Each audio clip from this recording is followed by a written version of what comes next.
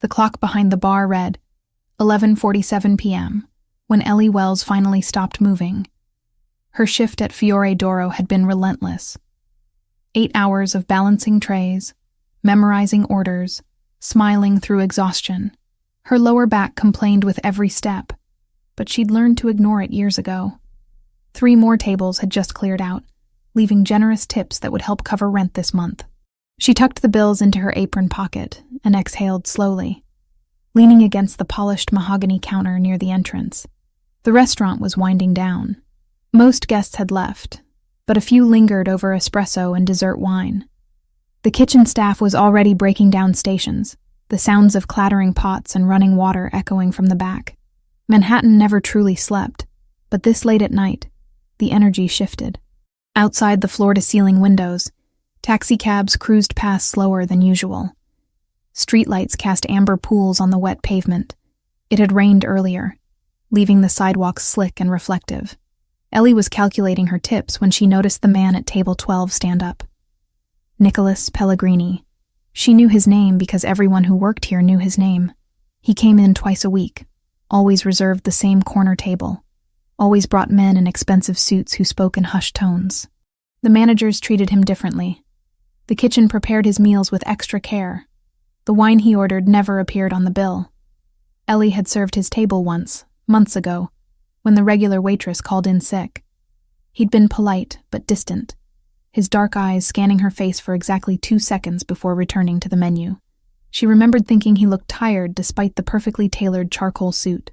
There was something heavy in the way he carried himself, like a man who'd stopped sleeping well a long time ago. Tonight he stood with 3 other men, all of them adjusting jacket buttons and checking phones. They moved toward the exit with the casual confidence of people who owned the world. Or at least this part of it. Ellie turned her attention to counting the cash in her apron when movement near the entrance caught her eye. The valet. Not the regular one. This guy was new. Maybe started last week. She'd seen him twice before, both times looking uncomfortable in the standard black vest and bow tie. Right now, he looked worse than uncomfortable. He was sweating, not the light sheen from hustling in summer heat, but actual beads rolling down his temples despite the cool November air. His hands shook as he held a set of car keys, fingers fumbling to grip them properly. Ellie frowned. Something felt wrong. The way he kept glancing toward the street, the way he wouldn't make eye contact with anyone, not even the hostess who smiled at him. Nicholas Pellegrini pushed through the front door, followed by his 3 associates. The valet straightened immediately, almost dropping the keys. "Your car, sir," the valet said, voice too high, too rushed. He practically jogged toward the sleek black Mercedes parked directly in front of the restaurant. Nicholas followed at a measured pace, saying something to the man beside him that Ellie couldn't hear.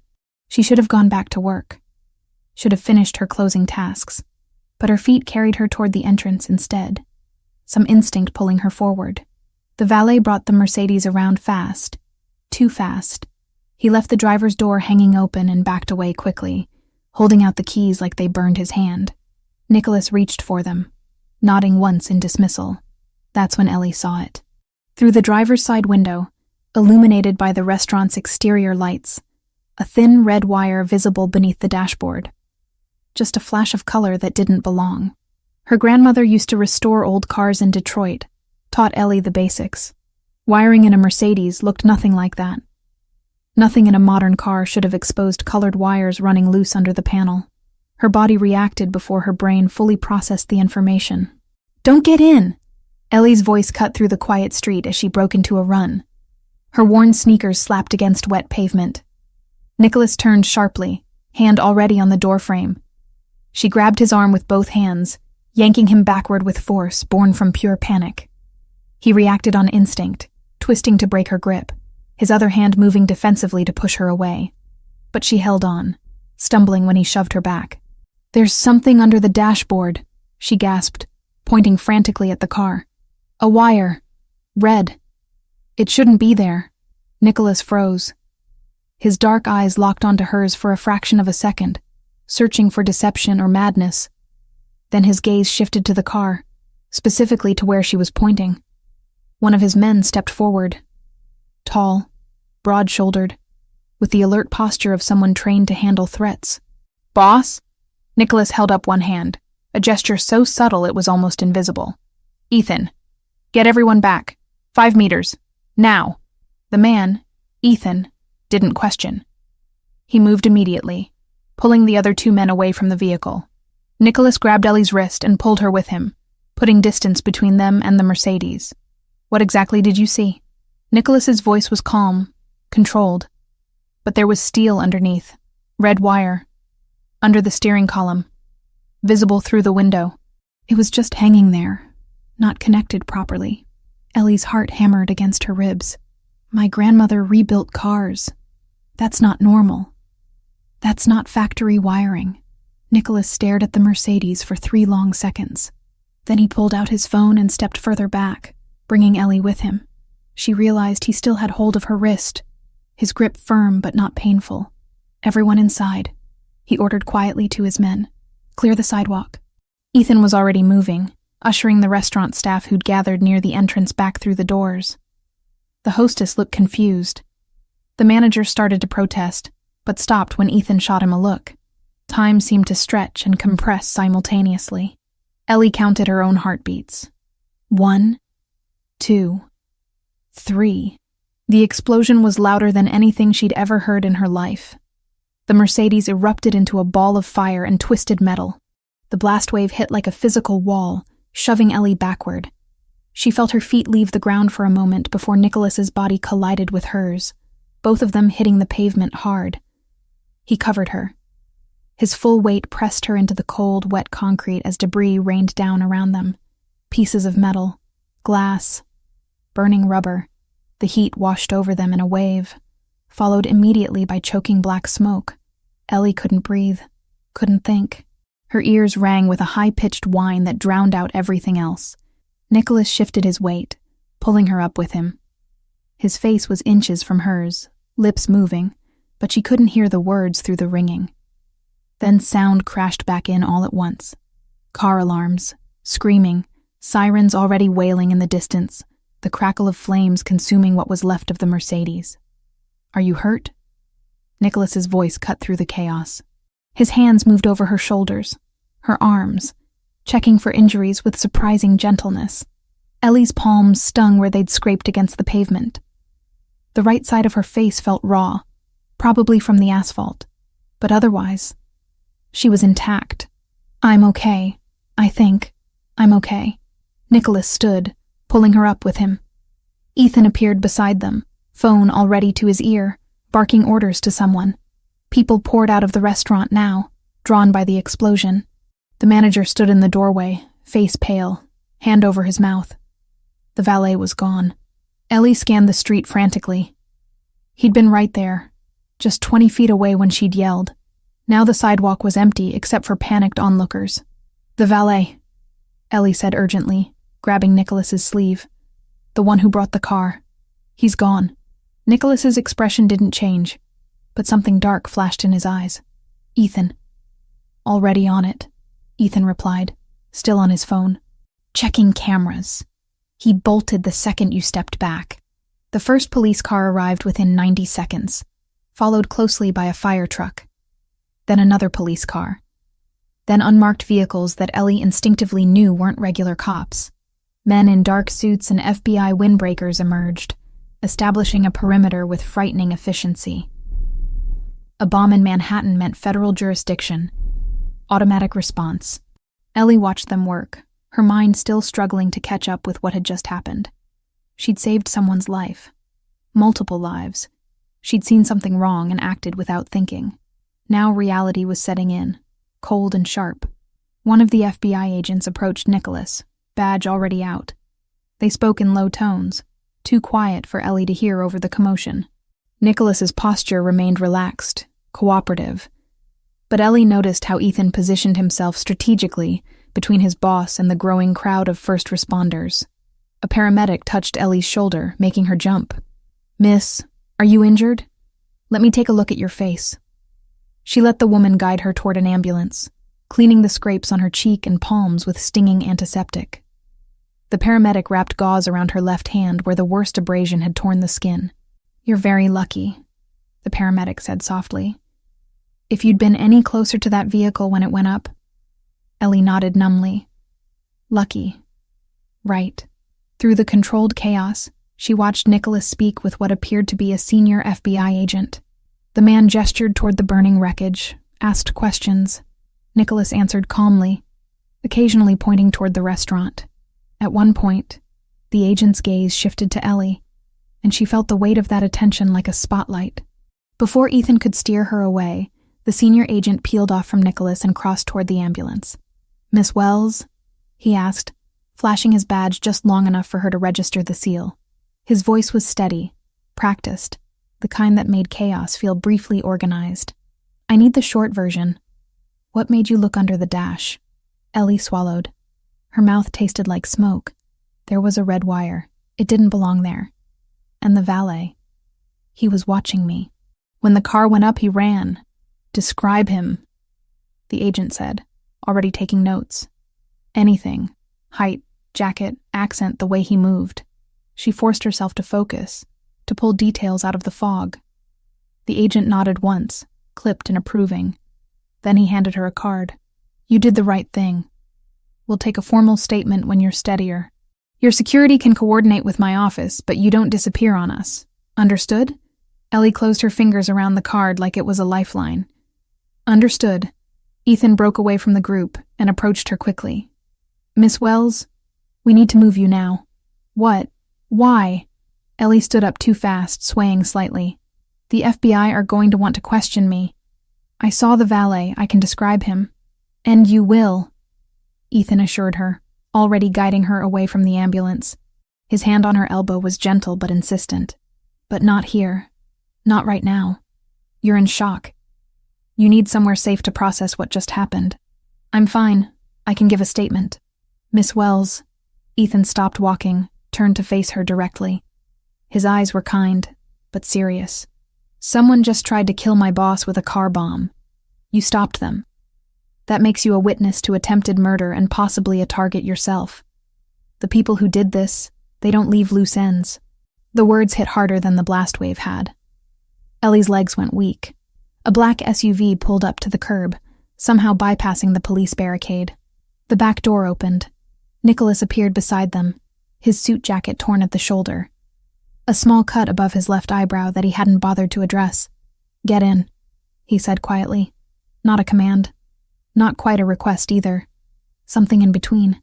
Ellie looked back at the burning car, at the FBI agents taking photographs, at the crowd of onlookers filming with their phones.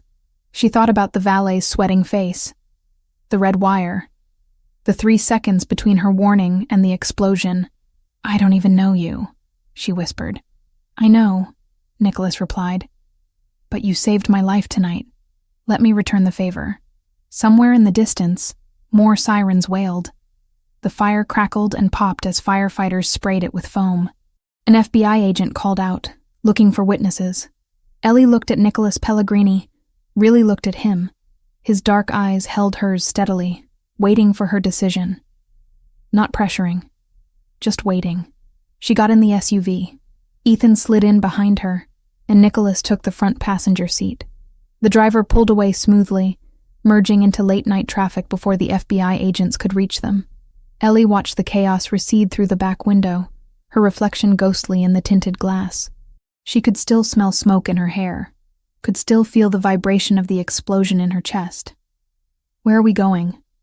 Her voice sounded distant, disconnected. Somewhere safe, Nicholas said from the front seat. I promise you, Ellie Wells, you're safe now.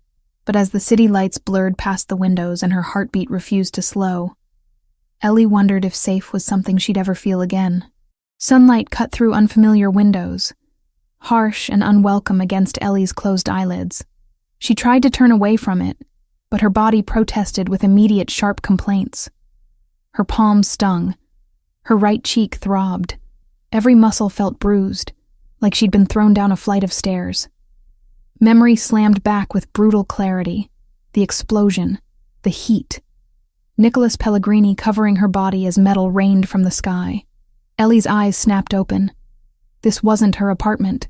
The ceiling was too high, painted a soft cream instead of her water-stained beige. The The bed beneath her was too comfortable, the mattress supporting her back without the familiar sag in the middle. She sat up too quickly, head spinning, and took in her surroundings with growing panic. The room was spacious and minimalist, modern furniture in neutral tones.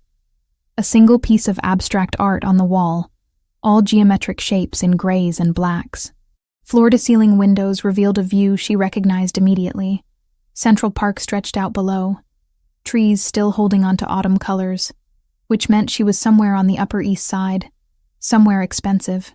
She was still wearing her work clothes from last night, black pants and white button-down wrinkled beyond redemption. Someone had removed her shoes and placed them neatly beside the bed. Her apron was folded on a chair near the door, tips still tucked inside. Ellie swung her legs over the side of the bed, testing her weight. Everything hurt, but nothing felt broken. The gauze on her left hand had been changed while she slept, fresh white bandages replacing the paramedics' hasty wrapping. Someone had cleaned the scrape on her cheek, too. She could feel the sting of antiseptic when she touched it gently. The door was closed, but not locked. She tried the handle carefully, half expecting resistance. It turned smoothly. The hallway outside was equally immaculate. Hardwood floors polished to a mirror shine, more abstract art, recessed lighting that gave everything a soft, expensive glow. She followed the hall toward voices, her sock feet silent on the wood. The apartment opened into a massive living space. Open-concept kitchen with marble countertops and professional-grade appliances. A living area with leather furniture arranged around a glass coffee table. And beyond it all, those floor-to-ceiling windows offering an unobstructed view of Central Park from what had to be at least 20 stories up. Ethan stood in the kitchen, pouring espresso from a machine that probably cost more than Ellie's monthly rent. He looked up when she appeared, his expression neutral, but not unfriendly. "Good morning, Miss Wells," he said calmly, like finding confused women wandering his kitchen was a regular occurrence. "Coffee?" Ellie's throat was dry. She nodded, not trusting her voice yet. Ethan poured a second cup, adding nothing to it, and slid it across the marble counter toward her. "It's 11 in the morning. You slept about 14 hours. That's normal after the kind of shock you experienced." 11 in the morning. Ellie's shift at the restaurant started at 4. No, wait. She probably didn't have a shift anymore. She probably didn't have a job anymore. The thought sent a fresh wave of panic through her chest. "Where am I?" Her voice came out rougher than expected. "Upper East Side. Secure property. You're safe here." "That's not what I asked." Before Ethan could respond, the front door opened. Nicholas Pellegrini walked in carrying a white pharmacy bag, still wearing what looked like the same suit from last night, though he'd changed the torn jacket for a fresh one. The small cut above his eyebrow had been cleaned but not bandaged, a thin red line visible against his olive skin. He stopped when he saw Ellie, his dark eyes scanning her face with the same assessing look from the night before. "You're awake. Good. How do you feel?" "Like I got blown up," Ellie said flatly. The corner of his mouth twitched, not quite a smile, but close. "Fair assessment." He set the pharmacy bag on the counter. "Antiseptic, clean bandages, pain medication if you need it. Nothing prescription, just over the counter, but it should help." Ellie stared at the bag, then at him, then at Ethan, who'd resumed drinking his espresso like this was all perfectly normal. "Why am I here? Where's here exactly? And why wasn't I taken to a hospital or police station or literally anywhere that makes sense?" Nicholas pulled out one of the bar stools and sat, gesturing for her to do the same. After a moment's hesitation, Ellie sat across from him, the marble counter a buffer between them. "You saved my life last night," Nicholas said quietly. "You saved the lives of 3 of my men. I owe you a debt that I can never fully repay. You don't owe me anything. I just saw something wrong and reacted, and I'm grateful for that reaction." He leaned forward slightly, his full attention focused on her in a way that made her uncomfortably aware of how disheveled she must look. "But we need to talk about what happens next. You witnessed an attempted assassination. You can identify the man who delivered the vehicle. That makes you valuable to law enforcement and dangerous to the people who planted that bomb." The word assassination made everything feel more real and more terrifying. "Who were they?" Who would try to kill you with a car bomb in the middle of Manhattan? Nicholas exchanged a glance with Ethan before answering. The Albanian Mafia. They've been expanding aggressively into territories in Manhattan and the Bronx for the past 8 months. My family has certain business interests in those areas. There's been tension. Ellie processed that carefully. Business interests. That was one way to describe whatever a man like Nicholas Pellegrini did for a living. She wasn't naive. She'd lived in New York long enough to understand that power and money didn't always come from legitimate sources. So this was what? A mob hit? Yes. At least he was honest about it. Ellie picked up her coffee cup, needing something to do with her hands. The espresso was perfect, rich and smooth without bitterness. Of course it was. And now they're going to come after me because I ruined their plan? Possibly. Probably. Nicholas's expression remained calm, but there was steel underneath. Albanian operations don't leave witnesses. They can't afford to. And you didn't just witness. You actively prevented their objective. That makes you a problem they'll want to eliminate. The coffee turned sour in Ellie's stomach. She set the cup down carefully, afraid her shaking hands would spill it. I need to call my manager. I need to explain why I didn't show up today. I need to... She reached for her phone, patting her pockets before realizing it wasn't there. Nicholas pulled it from his jacket and held it up, not offering it to her yet. Cell phones are traceable, he said gently. Tower pings, GPS data, even when you think they're off. If the Albanians have any technical capability at all, and they do, they can locate you through your phone within hours. So I'm just supposed to disappear? From my entire life? For now, yes. Ellie stood up so fast the bar stool scraped against the floor with a harsh sound. No, absolutely not. I have bills due. My rent is $1,850, and it's due in 5 days. I have student loans. I have a life that I worked very hard to build, and I'm not throwing it away because some criminals are mad at me for not dying. Her voice had risen louder than she intended. Ethan shifted his weight slightly, a subtle movement that drew her attention. He wasn't threatening, just present, watchful. Nicholas remained seated, maddeningly calm. I understand your frustration, Miss Wells. Do you? Do you really? Ellie's hands clenched into fists, ignoring the sting from her bandaged palm. Because from where I'm standing, you live in this place. She gestured at the expensive apartment around them. You have people like Ethan, who do whatever you tell them. You snap your fingers and problems go away. I don't have that. I have $42 in my checking account, and a landlord who doesn't care about sob stories. I can compensate you for your time, Nicholas offered. $5,000 per week while you're under protection. That should more than cover your expenses. I don't want your money. The words came out sharper than she meant them.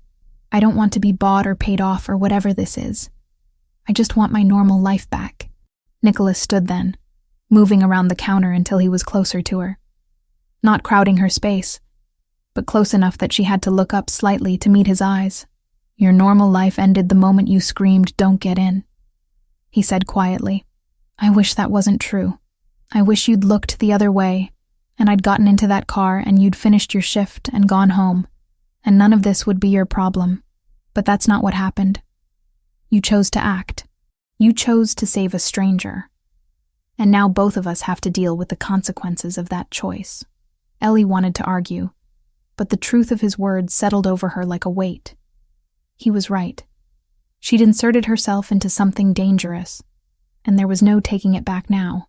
The FBI is going to want to talk to me, she said, grasping for some piece of normal procedure. I'm a witness to a federal crime. They're not just going to let you hide me away. The FBI does want to talk to you, Nicholas confirmed. My lawyers are currently negotiating the terms of that interview. Given the credible threat to your life, they're arguing that any testimony should be delayed until your safety can be guaranteed. It's a reasonable argument that the Bureau will likely accept, at least temporarily. Of course he had lawyers. Plural. Ellie sank back onto the bar stool, suddenly exhausted despite sleeping 14 hours. Her whole body ached. Her mind felt foggy, struggling to process too much information too fast. How long? She asked. How long do you think I need to hide? I don't know. Could be days. Could be weeks. Until we can identify who specifically ordered the hit and neutralize the threat. Neutralize the threat, Ellie repeated. What does that mean exactly? Nicholas didn't answer, which was answer enough. Ethan cleared his throat softly. Miss Wells, while you were sleeping, I took the liberty of contacting Fiore Doro on your behalf. I sent a formal letter of resignation citing a family emergency. Your final paycheck will be mailed to your address.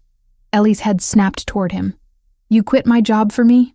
I ended your employment professionally, Ethan corrected. It needed to be done. You can't go back there. The Albanians know that's where you work. It would be the first place they'd look. He was right. Of course he was right. But that didn't make it any less infuriating. So what am I supposed to do? Ellie asked, hating how small her voice sounded. Just sit here in this gilded cage and wait for you to tell me when it's safe to have a life again? You're not a prisoner, Nicholas said firmly. You're a guest under protection. There's a difference. Is there? Because from where I'm sitting, it feels pretty similar. Nicholas studied her for a long moment, his expression unreadable. Then he nodded slowly, as if coming to a decision. 3 days. What? You want a timeline. I'll give you one. 3 days. Give me 3 days to track down the people responsible and deal with the immediate threat. If after 3 days you still want to leave, I won't stop you. But I'm asking you, as the man whose life you saved, to trust me for 72 hours. It was more reasonable than she'd expected. More than she probably deserved given the situation. But 3 days felt like a lifetime when her entire world had just imploded.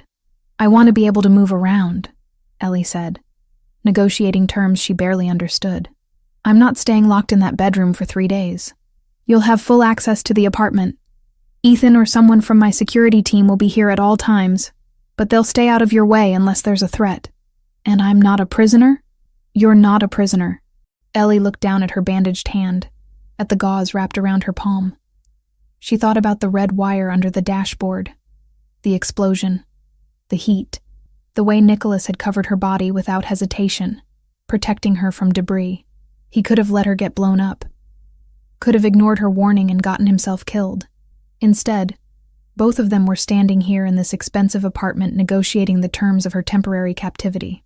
3 days, she agreed finally. But if you haven't figured this out by then, I'm leaving. I'll take my chances with the Albanians before I let my entire life fall apart. Something flickered in Nicholas's eyes. Respect, maybe. Or concern. Fair enough. He extended his hand across the counter. Ellie looked at it for a moment before shaking. His grip was firm, warm. The calluses on his palm surprising for someone who wore $1,000 suits. Ethan will show you around, Nicholas said, releasing her hand. There's food in the kitchen. Clean clothes in your size in the closet. If you need anything else, just ask. How do you have clothes in my size? A slight smile. I have people who are very good at estimating these things. Of course he did. Nicholas headed toward the door, pulling out his phone. Before he left, he paused and looked back at her. For what it's worth, Miss Wells, I am sorry you got dragged into this. You didn't deserve it. Then he was gone, the door closing with a soft click behind him.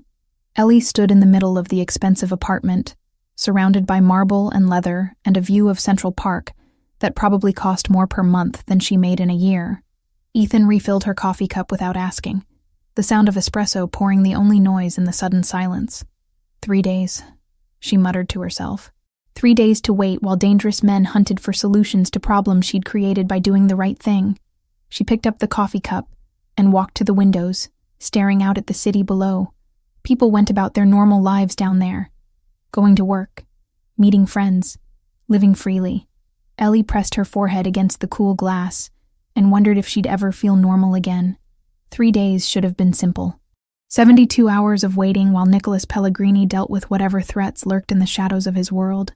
Then Ellie could walk away, return to her life, pretend none of this had happened, except it was morning of the 3rd day, and the tightness in Ethan's jaw when he arrived told her everything she needed to know before he said a word.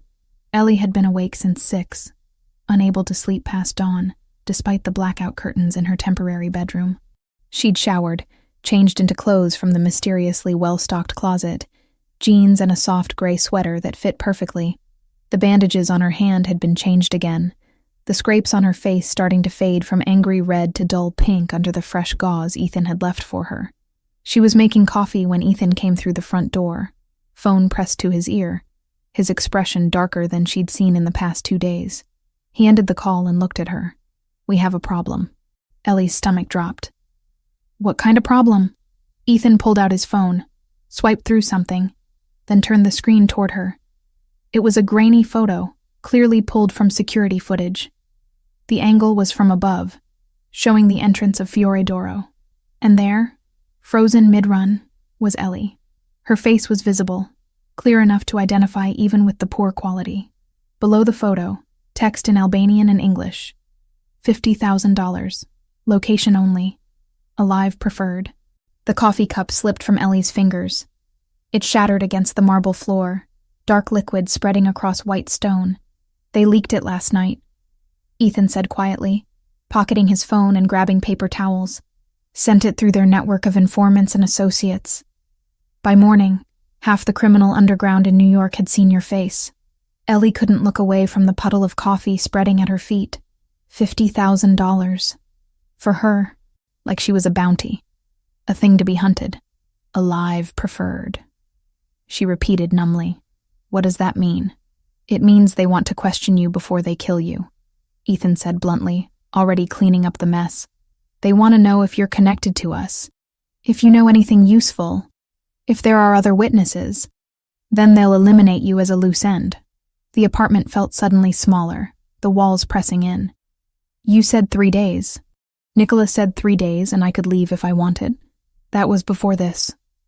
Ethan straightened, tossing the coffee-soaked towels into the trash. "I'm sorry, Miss Wells, but walking out that door right now would be suicide. They're looking for you. Actively." Ellie backed up until her spine hit the counter, needing something solid to support her weight. "This isn't fair. I didn't do anything except try to help." "I know. I had a life. I had a plan. I was going to save money, maybe go back to culinary school, open my own place someday." Her voice cracked on the last word. "Now I'm trapped here with a price on my head because I noticed a wire." Ethan's expression softened marginally. "Nicholas is working on it. He's meeting with lawyers right now about delaying your FBI deposition until we can guarantee your safety. And he's putting pressure on Albanian operations, trying to force them to back off. And if they don't back off?" Ethan didn't answer, which was answer enough. The front door opened 20 minutes later. Nicholas walked in wearing a different suit, charcoal with subtle pinstripes. His tie loosened like he'd been pulling at it. He looked tired. Not physically exhausted, but the kind of tired that came from carrying too much weight for too long. His eyes found Ellie immediately, taking in her pale face and rigid posture. "You've heard. $50,000, Ellie said. "Apparently I'm expensive. You're valuable," Nicholas corrected, crossing to the kitchen. "There's a difference. They want you because you're a threat to them. I'm a waitress. Was a waitress." The past tense tasted bitter. "I'm not a threat to anyone. You stopped their operation. You cost them time, money, and credibility. In their world, that makes you dangerous." Ellie laughed, a sharp sound with no humor in it. "This is insane. This entire situation is completely insane." Nicholas poured himself coffee from the pot Ellie hadn't finished making, drinking it black without sugar. He studied her over the rim of the cup, those dark eyes assessing in a way that made her feel simultaneously protected and exposed. "I need to do something," Ellie said suddenly. "I can't just sit here spiraling. My hands need to be busy or I'm going to lose my mind." She moved to the refrigerator before either man could respond, pulling it open and surveying the contents. Someone kept it well stocked. Fresh vegetables, herbs, quality ingredients. Her grandmother's voice echoed in her memory, teaching her that cooking was meditation, that when the world felt chaotic, you could always find peace in the rhythm of chopping, stirring, kneading. "Do you mind if I cook?" The question came out more vulnerable than she intended. Nicholas blinked, surprised. "The kitchen is yours." Ellie started pulling ingredients, moving on autopilot. San Marzano tomatoes, fresh basil, garlic, olive oil that actually smelled like olives, not the cheap garbage from discount stores. Flour and eggs for pasta. Her hands knew what to do even when her mind felt shattered. She worked methodically, finding comfort in familiar motions. Flour piled on the marble counter, shaped into a well. Eggs cracked into the center. Fingers mixing, kneading, the dough coming together under her palms. It took 20 minutes of steady work before her breathing finally slowed to something approaching normal. Nicholas watched from the bar stool, not speaking, just present. Ethan had disappeared into another room, giving them privacy. The pasta dough rested under a clean towel while Ellie started the sauce. Garlic sizzled in olive oil, the smell sharp and grounding. Tomatoes crushed by hand, basil torn roughly. Salt, and a pinch of sugar to balance the acidity. Her grandmother had taught her this sauce when Ellie was 8 years old, standing on a step stool to reach the stove. "My grandmother came from Naples," Ellie said suddenly, not looking up from the pot. 1973. She was 19, spoke maybe 10 words of English, and had $40 in her pocket. She settled in Detroit because she had a cousin there who worked in a car factory. She stirred the sauce slowly, watching it bubble. She met my grandfather at a church social. He was second-generation Italian, family from Sicily. They got married 6 months later and opened a tiny restaurant in a bad neighborhood. 20 tables. No liquor license. Just good food and hard work. Nicholas remained silent, letting her talk. "The place did well enough," Ellie continued. "Not rich, but comfortable. My mom grew up in that restaurant, met my dad there when he came in for dinner one night. Eventually, my grandfather died and my dad inherited the business. He ran it for 15 years. She paused, tasting the sauce, adjusting the seasoning. He was a good man in a lot of ways. Generous, kind. But he had a problem. Gambling. Started small, horses and sports betting. Then it got worse. Cards, underground games, borrowing from the wrong people to chase losses. The pasta dough had rested long enough. Ellie began rolling it out, the motion soothing in its repetition. He lost the restaurant 6 years ago. Couldn't pay the mortgage or the loan sharks. Lost everything my grandmother had built. And he just kept gambling, kept digging deeper. He owed $11,500 when he died 3 years ago. Heart attack. Stress, the doctor said. She cut the pasta into thin strips, hanging them over the back of a chair to dry. We never reconciled. I tried. But he was always ashamed. Couldn't look me in the eye. So he died and I was left with his debts and his mess and no closure. The sauce was done. Ellie turned off the heat and finally looked at Nicholas. That's why I moved to New York. Fresh start. New city where nobody knew about my family or our failures. I was going to work hard, save money, maybe open my own place someday. Nothing fancy. Just honest food and a chance to rebuild what he destroyed. Nicholas set down his coffee cup carefully. I know. Ellie froze. What? I had you investigated, he said quietly. After the explosion. I needed to know who you were, if you were connected to the Albanians somehow, if the timing was coincidence or setup. My people made calls to Detroit, talked to people who knew your family. Anger flared hot in Ellie's chest. You investigated me? Like I'm some kind of criminal? Like you're someone who saved my life and I needed to understand why. His voice remained calm, steady. I know about your father. The addiction. The debts.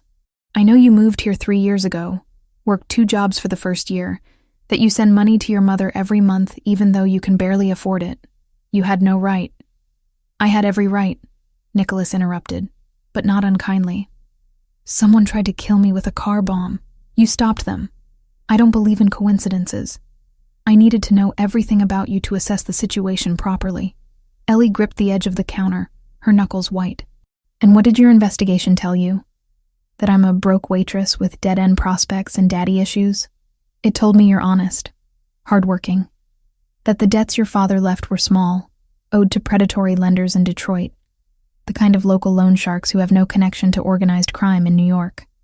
That you're not a threat or a plant. That you're exactly what you appear to be. Someone who saw danger and chose to act. The confirmation should have made her feel better. Instead, it made her feel exposed, every private detail of her messy life laid bare for his scrutiny. "The debts," Nicholas said carefully. $11,500. I can resolve them.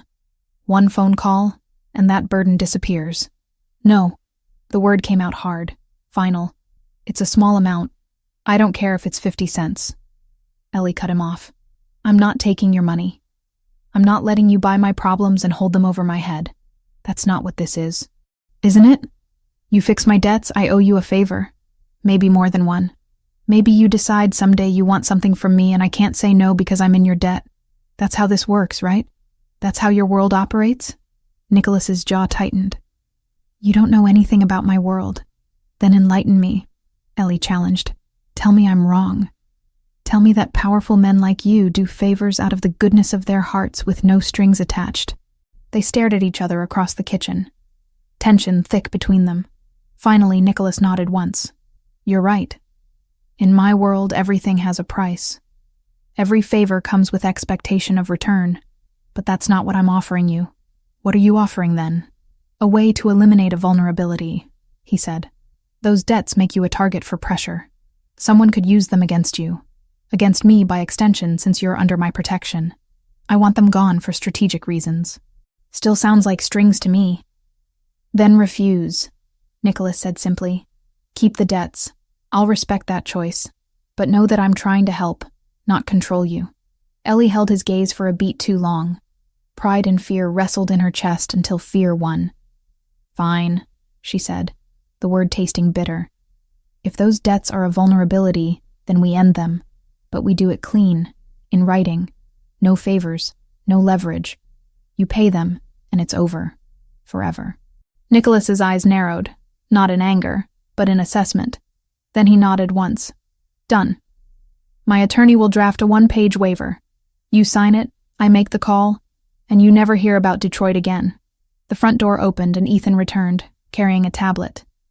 He glanced between them, reading the tension accurately, but pressed forward. Boss, you need to see this. Nicholas took the tablet, his expression darkening as he read. When? This morning. Building manager confirmed it was delivered around 7. What? Ellie asked, her earlier anger shifting to concern. Nicholas handed her the tablet. On the screen was a photo of a letter, printed on plain white paper in block letters. We know where she works. Next time we'll know where she lives. The address at the top was for Fiore d'Oro. The letter had been delivered to the restaurant that morning. Ellie's hands shook as she read it again. They're threatening me. At my old job. They're making a point, Ethan corrected. Showing they have reach. That they're watching. Nicholas took the tablet back, his expression carved from stone. Ethan, increase security rotations. I want someone on this building 24/7, and send someone to Miss Wells's apartment in Queens. If they know where she worked, they'll find her address eventually. Already done, Ethan confirmed. I have 2 men stationed outside her building as of an hour ago. Ellie felt the walls closing in again. This is my life now? Looking over my shoulder forever? Wondering if today's the day someone decides $50,000 is worth the risk? No, Nicholas said firmly. This is temporary.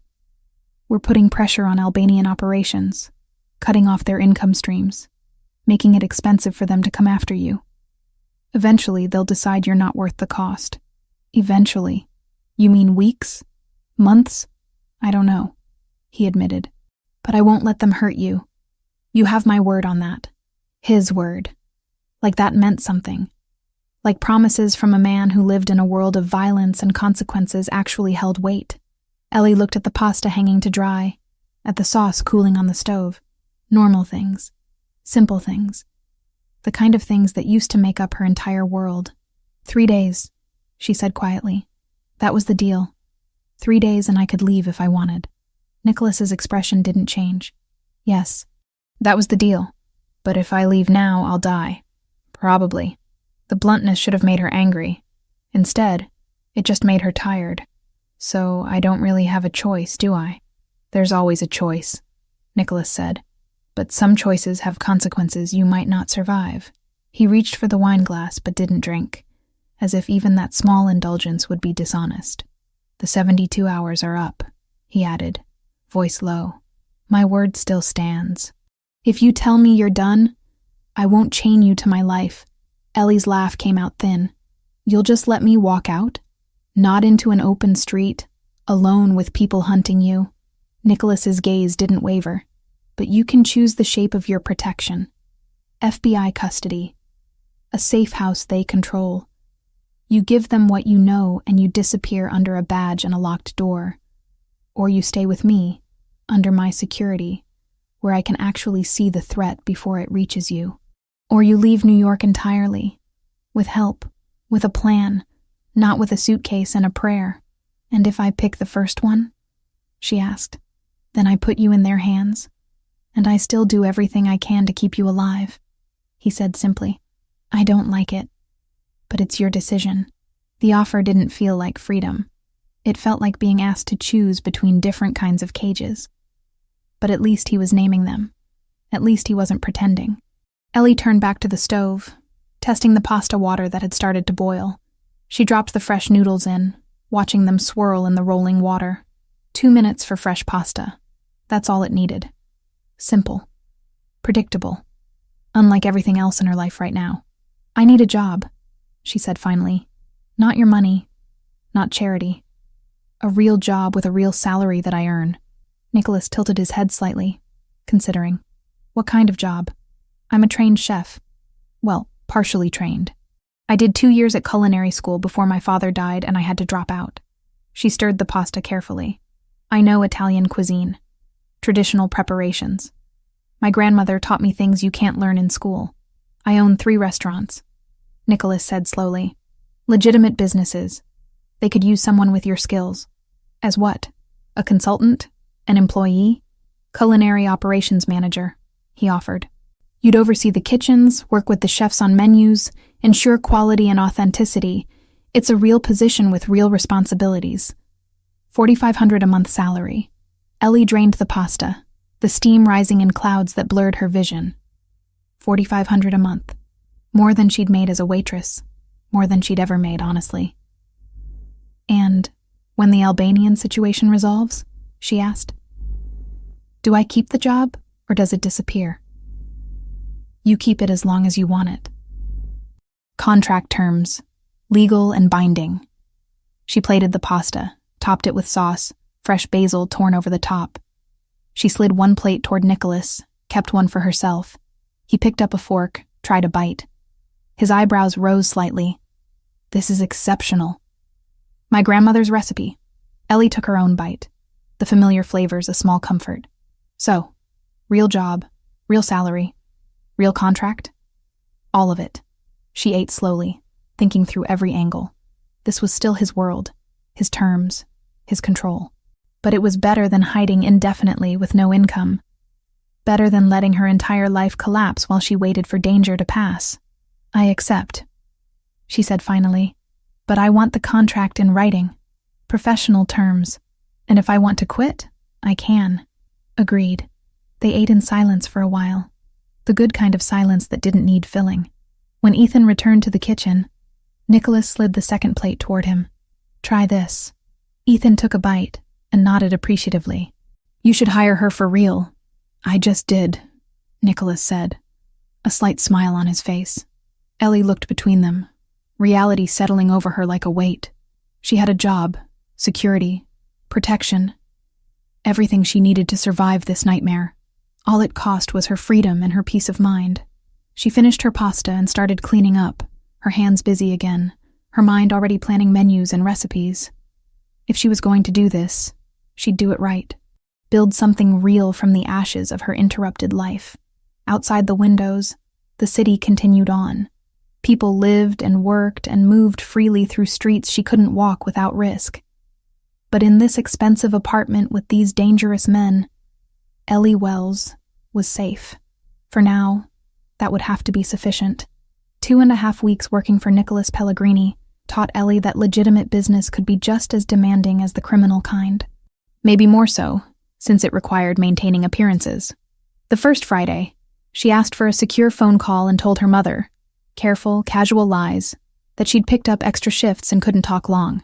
She sent the usual money anyway, watching the transfer confirmation appear on the screen with a relief so sharp it almost hurt.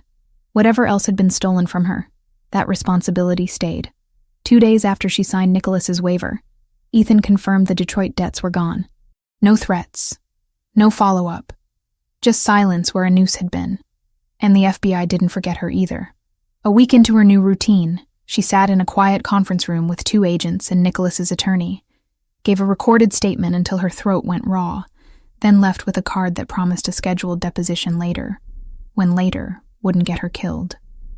She stood in the kitchen of Casa Bianca, the second of 3 restaurants Nicholas owned in Manhattan, watching the head chef prepare osso buco with techniques that would have made her grandmother weep. The saffron risotto beside it looked acceptable, but the bone marrow hadn't been properly roasted before braising. "The marrow needs to render slowly," Ellie said, keeping her tone professional rather than critical. "If you braise it too quickly, it turns gelatinous instead of silky. Try roasting the bones at 350 for 20 minutes before you add them to the braising liquid." The chef, a man in his 50s named Antonio, who'd initially resented taking direction from someone half his age, nodded thoughtfully. "Like my mother used to do. I forgot that step when I modernized the recipe. Sometimes the old ways work because they actually work," Ellie said. "Not because of tradition, but because the technique is sound." Nicholas leaned against the stainless steel prep counter near the door, watching the exchange with apparent amusement. He'd been accompanying her to these restaurant visits more frequently than necessary. As owner, he could have sent someone else to supervise, could have reviewed her reports remotely. Instead, he showed up personally, asked questions, listened to her explain techniques and ingredient sourcing with genuine interest. Today he wore dark slacks and a black sweater instead of his usual suit, slightly more casual but no less expensive. The scrape on her cheek had finally healed completely, leaving no scar. The bandages on her hand were gone, though the skin remained slightly pink, where the worst abrasions had been. They finished the kitchen inspection and moved to the dining room. Casa Bianca wouldn't open for another 3 hours, the space empty and quiet. Afternoon sunlight filtered through the windows, illuminating dust motes floating in the air. The tables were already set for evening service, white linens crisp and perfect. "Your thoughts?" Nicholas asked, pulling out a chair at a corner table. Ellie sat across from him, flipping through notes on the tablet Ethan had provided her. "The kitchen staff is skilled but inconsistent. Antonio knows classic techniques, but he's been taking shortcuts. The seasonal menu needs updating. Nobody's using autumn vegetables properly. And your wine list is overpriced for what you're offering." "Overpriced how?" "You're charging Manhattan steakhouse prices for wines that should cost 30% less. It's not about the quality. It's about market positioning. You're an Italian restaurant, not a status symbol. People come here for authenticity, not to show off." Nicholas smiled, a real one that reached his eyes. "You're not afraid to be honest. You hired me to improve your restaurants, not to tell you what you want to hear." Ellie set down the tablet. "If you just wanted compliments, you could have hired someone cheaper." "True." He leaned back in his chair, studying her in that assessing way he had. "You've been doing good work these past weeks. The kitchen at Nonna's is running smoother since you reorganized their prep schedule. And the menu changes at Stella increased their weeknight traffic by 18%. "I saw the numbers," Ellie admitted. "It's satisfying, seeing real results from actual work. As opposed to standing around waiting for danger to pass." She met his gaze directly. "I know I'm still under protection. I know there are men watching my old apartment and following me when I leave the Upper East Side. But at least now I'm doing something productive instead of just hiding." "You were never just hiding, wasn't I?" Ellie's voice carried an edge. "Trapped in a gilded cage, waiting for you to solve my problems? Is that what you think this is?" Nicholas leaned forward, his expression sharpening. "A cage? I don't know what this is," Ellie said honestly. "Some days it feels like protection. Some days it feels like control. I can't tell the difference anymore." Before Nicholas could respond, his phone buzzed. He glanced at the screen, his expression shifting immediately. Whatever ease had been in his posture disappeared, replaced by something harder, more dangerous. "Excuse me," he said, standing and moving to the far side of the dining room. Ellie watched him take the call. noting the tension in his shoulders, the sharp edge to his voice even though she couldn't hear the words. Something was wrong. She'd learned to read the small tells over the past weeks. The way his jaw tightened when receiving bad news. The slight narrowing of his eyes when calculating responses. He ended the call and returned to the table. But he didn't sit down. "We need to go." "What happened?" "I'll explain in the car." They rode in tense silence. Nicholas on his phone issuing clipped instructions to people whose names Ellie didn't recognize. The driver navigated through Manhattan traffic with practiced efficiency.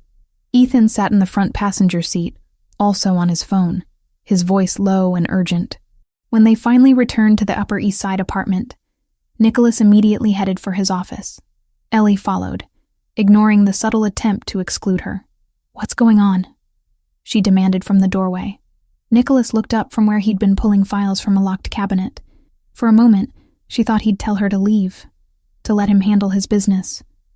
Instead, he gestured for her to sit.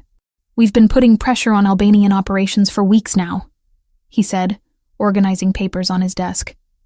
"Cutting off their supply lines, interfering with their protection rackets, making it expensive for them to operate in territories they tried to claim. It's been working. They've lost revenue, lost face with other organizations. They were starting to pull back." "Were?" "They just escalated." Nicholas's voice remained controlled, but there was fury beneath it. "An hour ago they hit one of my warehouses at the Brooklyn port. Arson. Professional job with accelerants. 3 of my men were injured getting everyone else out before the building went up." Ellie's breath caught. "Are they okay?" "The injured men? Burns. Smoke inhalation. They'll recover." He pulled out his phone, showed her a photo. Flames consuming a large industrial building, black smoke billowing into the sky. "The warehouse is gone. Complete loss. I'm sorry." "I don't need sympathy," Nicholas said sharply, then seemed to catch himself. "I need to go handle this. Make sure my people are taken care of. Send the right message about what happens when the Albanians cross certain lines." Ellie stood. "I'm coming with you." "Absolutely not." "Nicholas." "No," he said firmly. "This isn't negotiable. This is an active situation. There could still be Albanians in the area. It's not safe." "Nowhere is safe," Ellie countered. "Not really. You said so yourself. They have my photo. They're looking for me. Whether I'm here or there, I'm a target. Here, you're a protected target." Nicholas moved around the desk toward her. "There, you're exposed. I won't risk that. You won't risk it, or you won't give me the choice." His eyes flashed with something dangerous. "Both. This is my world, my responsibility. I'm not bringing you into a war zone because you're feeling restless." The words stung more than they should have. "That's not what this is." "Then what is it?" Ellie struggled to articulate the feeling that had been building for weeks. "I'm tired of being a passive participant in my own life. Things happen to me. Decisions get made for me. I get protected and managed and told what's safe. But I don't get to choose anything." Nicholas's expression softened marginally.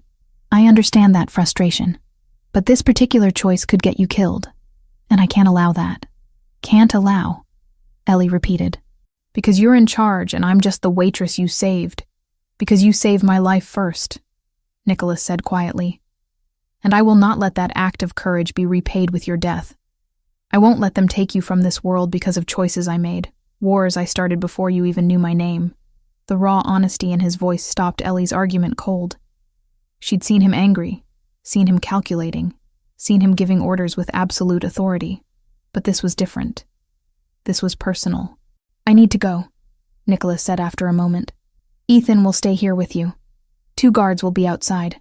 You'll be safe." Ellie wanted to argue more, but she could see it would be futile. "Be careful." Something flickered in his expression. Surprise, maybe, that she cared about his safety. "I will." He left with 4 men, all of them armed, moving with military precision. The apartment felt enormous and empty once they were gone. Ethan settled into the living room with his laptop, monitoring whatever needed monitoring. Ellie paced for 20 minutes before giving up and retreating to the kitchen. She needed her hands busy, needed to create something to offset the destruction happening across the city. She made bread. Kneading dough required physical effort that matched her emotional state. Push and fold, working out frustration with every motion. The yeast smell was comforting, familiar, grounding her when everything else felt chaotic. Hours passed.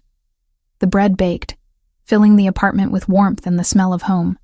Ellie made soup to go with it, a simple minestrone with vegetables and beans. Comfort food for a day that had stripped away any remaining illusions of normalcy. It was past 9 when the front door finally opened. Nicholas walked in, looking like he'd been to war. His clothes were covered in black soot, his face streaked with ash and sweat. The controlled fury from earlier had been replaced by something colder, more dangerous. Ethan stood immediately. Report? Fire's out. Men are at the hospital, stable condition. Building's a total loss, but insurance will cover most of it. Nicholas pulled off his jacket, tossing it over a chair. We need to talk. Something in his tone made Ellie's stomach tighten with dread. What happened?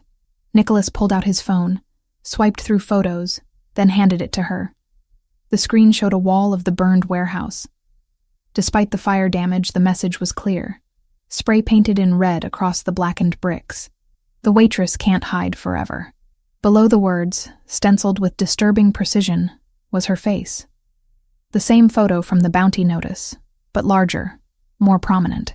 Someone had taken the time during or after the arson to leave this specific message. Ellie's hands shook as she stared at her own image on that ruined wall. They'd known the warehouse would burn, had planned for it, and still took the time to deliver this threat. They're escalating, Nicholas said quietly, taking the phone back. This wasn't just about damaging my property or hurting my people. This was about sending you a message, about making it personal.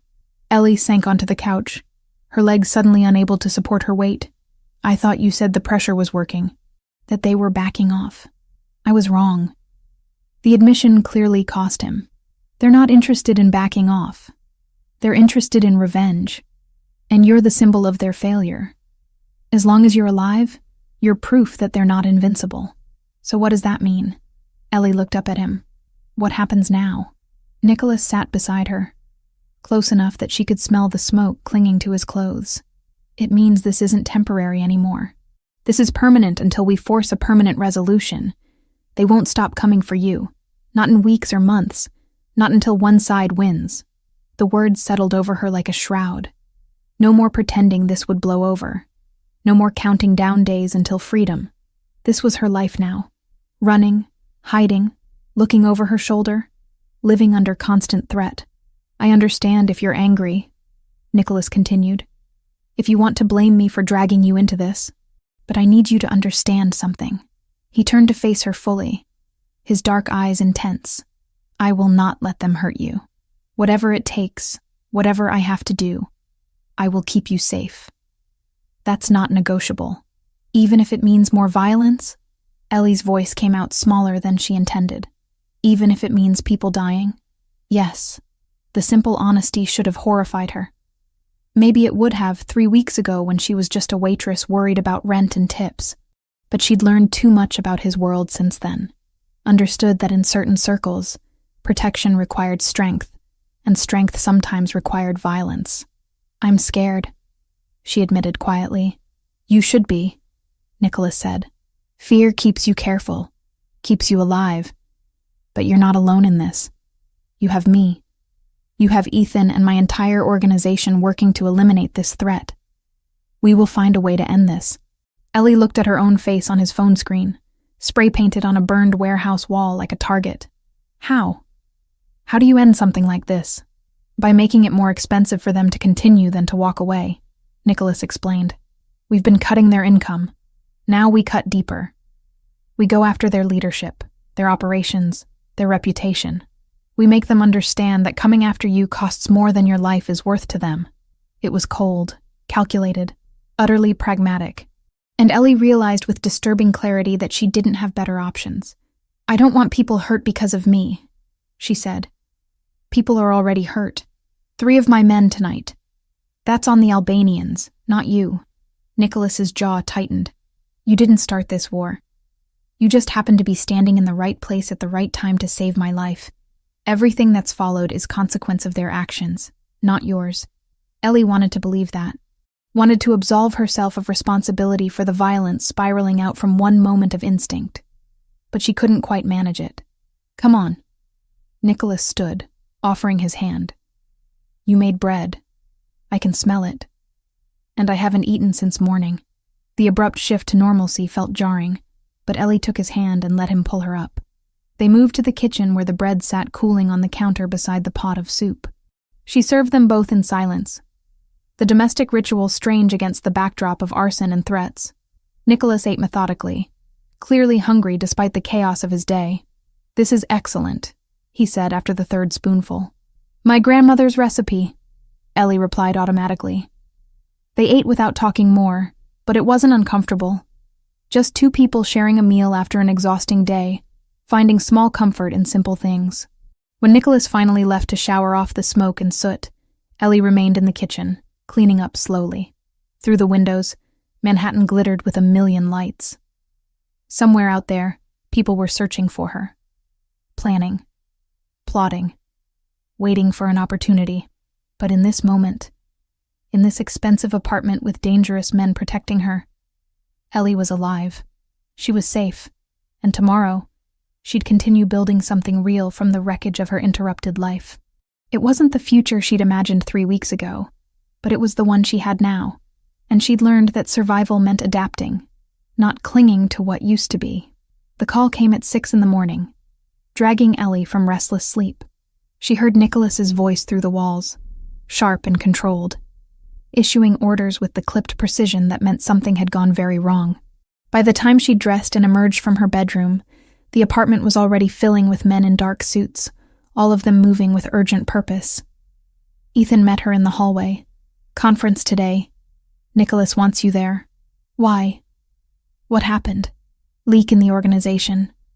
Ethan said grimly, We found the source. Now we need to deal with it. 2 hours later, Ellie found herself in a part of Nicholas's world she'd never seen before. They'd driven to a nondescript office building in Midtown, taken a private elevator to the top floor, and entered what could only be described as a fortress. The conference room was windowless, with walls that looked reinforced, and a door that sealed with an audible click when Ethan closed it behind them. Nicholas stood at the head of a long table, still wearing the suit from yesterday, looking like he hadn't slept. 6 men occupied chairs around the table, all of them older than Nicholas by a decade or more. These were his senior associates, Ellie realized. The inner circle. Men who'd probably been in this life longer than she'd been alive. Sit there. Nicholas indicated a chair against the wall, away from the table. You need to hear this. Ellie sat, acutely aware of being the only woman in a room full of dangerous men. They all looked at her with varying degrees of curiosity and suspicion, but none of them questioned her presence. If Nicholas wanted her here, she was here. Gentlemen, Nicholas began, his voice carrying absolute authority despite the exhaustion in his eyes. We have a problem. For the past 3 months, the Albanians have been operating with intelligence they shouldn't have. They knew about the warehouse shipment schedule. They knew which properties we use for storage. They knew Miss Wells was under protection here. That level of detail doesn't come from surveillance or lucky guessing. It comes from inside. The temperature in the room seemed to drop. The 6 men exchanged glances, wariness replacing their earlier casual postures. I want to be very clear, Nicholas continued, his dark eyes moving from face to face. I'm not accusing anyone at this table. You're here because you're the only people I still trust completely. But someone with access to operational information has been feeding it to our enemies. Someone close enough to know schedules, locations, financial movements. And we're going to identify them today. One of the older men, gray-haired with a scar running through his left eyebrow, leaned forward. Nicholas, we've worked together for 20 years. If there's a rat, I'll help you find him and deal with him personally. I appreciate that, Vincent. Nicholas nodded. Which is why I'm going to ask each of you direct questions about your movements and communications over the past 3 months. This isn't an interrogation. It's elimination. We clear everyone in this room, then we expand the search. For the next hour, Ellie watched Nicholas methodically question each man. Where were you on specific dates? Who have you spoken with outside the organization? Have you noticed any unusual behavior from other associates? The questions were detailed, specific, delivered with calm precision that made clear there was no room for evasion. The men answered honestly, or at least appeared to. They provided alibis, explained meetings, offered information freely. Nicholas took notes, occasionally conferring quietly with Ethan, who sat beside him with a laptop open. Finally, Nicholas looked up from his notes. Thank you all. That gives us what we need to narrow the search. Ethan, show them. Ethan turned the laptop around so the screen faced the table. We've been conducting digital forensics for the past week. Quietly, without alerting anyone outside this room. What we found was a pattern of unauthorized transfers from one of our secondary operational accounts. Small amounts at first, $3,000 to $5,000, then larger. Over 3 months, approximately $47,000 moved to an offshore account in the Cayman Islands. He clicked through several screens, showing banking records, timestamps, IP addresses. We also found encrypted emails sent from a computer with access to our secure network. The encryption was good, but not good enough. Our tech people traced the destination server to Queens, specifically to a location we've identified as an Albanian communication hub. Vincent's face darkened. Who? Nicholas's expression could have been carved from stone. Carlo Grimaldiro. The name hit the room like a physical blow. Several of the men reacted with visible shock. One swore viciously in Italian. Another just shook his head in apparent disbelief. Carlo? Vincent sounded genuinely stunned. He's been with us for 8 years. He handles all the legitimate business finances. Jesus, Nicholas, he knows everything about the legal operations. Exactly, Nicholas said coldly, which made him the perfect source for the Albanians. He had access to property records, transport schedules, investment portfolios. He knew which buildings we owned, which we rented, which we used for storage. And he's been selling that information for 3 months. Ethan pulled up more documents. We found the motivation. Carlo has a gambling problem, started small poker games in Atlantic City, but he got deeper into it, higher stakes underground games. He accumulated $180,000 in debts to a casino that's controlled by Albanian interests. They offered him a deal. Feed them information, and the debt disappears. Where is he now? Another man asked. Being collected. Nicholas replied. He should arrive within the hour. I wanted to brief all of you first. Make sure everyone understood the scope of the betrayal before we confronted him directly. The conference room door opened and 2 men entered, escorting a third between them. Carlo Grimaldiro was in his mid-50s, balding, with the soft build of someone who spent their days behind a desk. He looked terrified, his face pale and sweating despite the cool air conditioning. The escorts pushed him into a chair at the far end of the table. Carlo's eyes darted around the room, taking in the assembled men, landing finally on Nicholas with something that looked like desperate hope. Nicholas, there's been a mistake, Carlo started, his voice shaking. Whatever you think I did, you stole $47,000 from operational funds. Nicholas interrupted, his tone flat and emotionless. You sent encrypted emails containing proprietary information about our properties and operations to Albanian contacts. You've been doing this for 3 months. These aren't accusations, Carlo. These are facts backed by digital evidence that will hold up in any court, criminal or otherwise. Carlo's face crumpled. I can explain. They forced me. I didn't have a choice. Everyone has a choice, Nicholas said coldly. You chose to gamble money you didn't have. You chose to continue gambling when you knew you were drowning in debt. You chose to accept their offer instead of coming to me for help. Every step of this was your choice. $180,000, Carlo said desperately. How was I supposed to ask you for that kind of money? You would have wanted to know why, and I couldn't tell you about the gambling. You would have lost trust in me. I lost trust in you the moment you sold information about my operations to my enemies, Nicholas replied. The gambling, I might have helped with, might have gotten you into treatment, arranged a payment plan, something, but you went to the Albanians instead. You gave them details about warehouse schedules. You told them which properties we use and when. You endangered everyone in this organization. including an innocent woman who has nothing to do with our world. His voice dropped lower, more dangerous. That warehouse fire? 3 men were injured because the Albanians knew exactly when and where to hit us. They knew because you told them. You're not just a thief, Carlo. You're responsible for putting my people in the hospital. Carlo was crying now, tears streaming down his face. I never gave them information about people, I swear, just numbers, financial records, property addresses. I made sure it was only logistics, nothing that would get anyone hurt. You think logistics and violence are separate? Vincent spat from across the table. You think they wanted property addresses so they could send Christmas cards? They used your information to plan attacks, to target our operations, to threaten Miss Wells specifically. You enabled all of it. Ellie had been silent throughout the confrontation, sitting against the wall and observing. Now she understood why Nicholas had wanted her here. This wasn't just about betrayal within his organization. This was about her. The information Carlo had sold had directly contributed to the Albanians' ability to target her, to know where she was being protected, to escalate their threats with precision. What did you tell them about Miss Wells? Nicholas asked, his voice deadly quiet. Carlo shook his head frantically. Nothing, I swear. I didn't even know who she was until I saw the news about the car bomb. They never asked about specific people, just locations and schedules. But you knew we were using the Upper East Side property for protection? Carlo hesitated, then nodded miserably. They asked which properties weren't used for business. I told them about the residential places. I didn't know why they wanted to know. I thought maybe they were looking for targets to hit when no one was there. Jesus Christ, Ethan muttered. Nicholas remained perfectly still, but Ellie could see the fury radiating from him in waves. 8 years.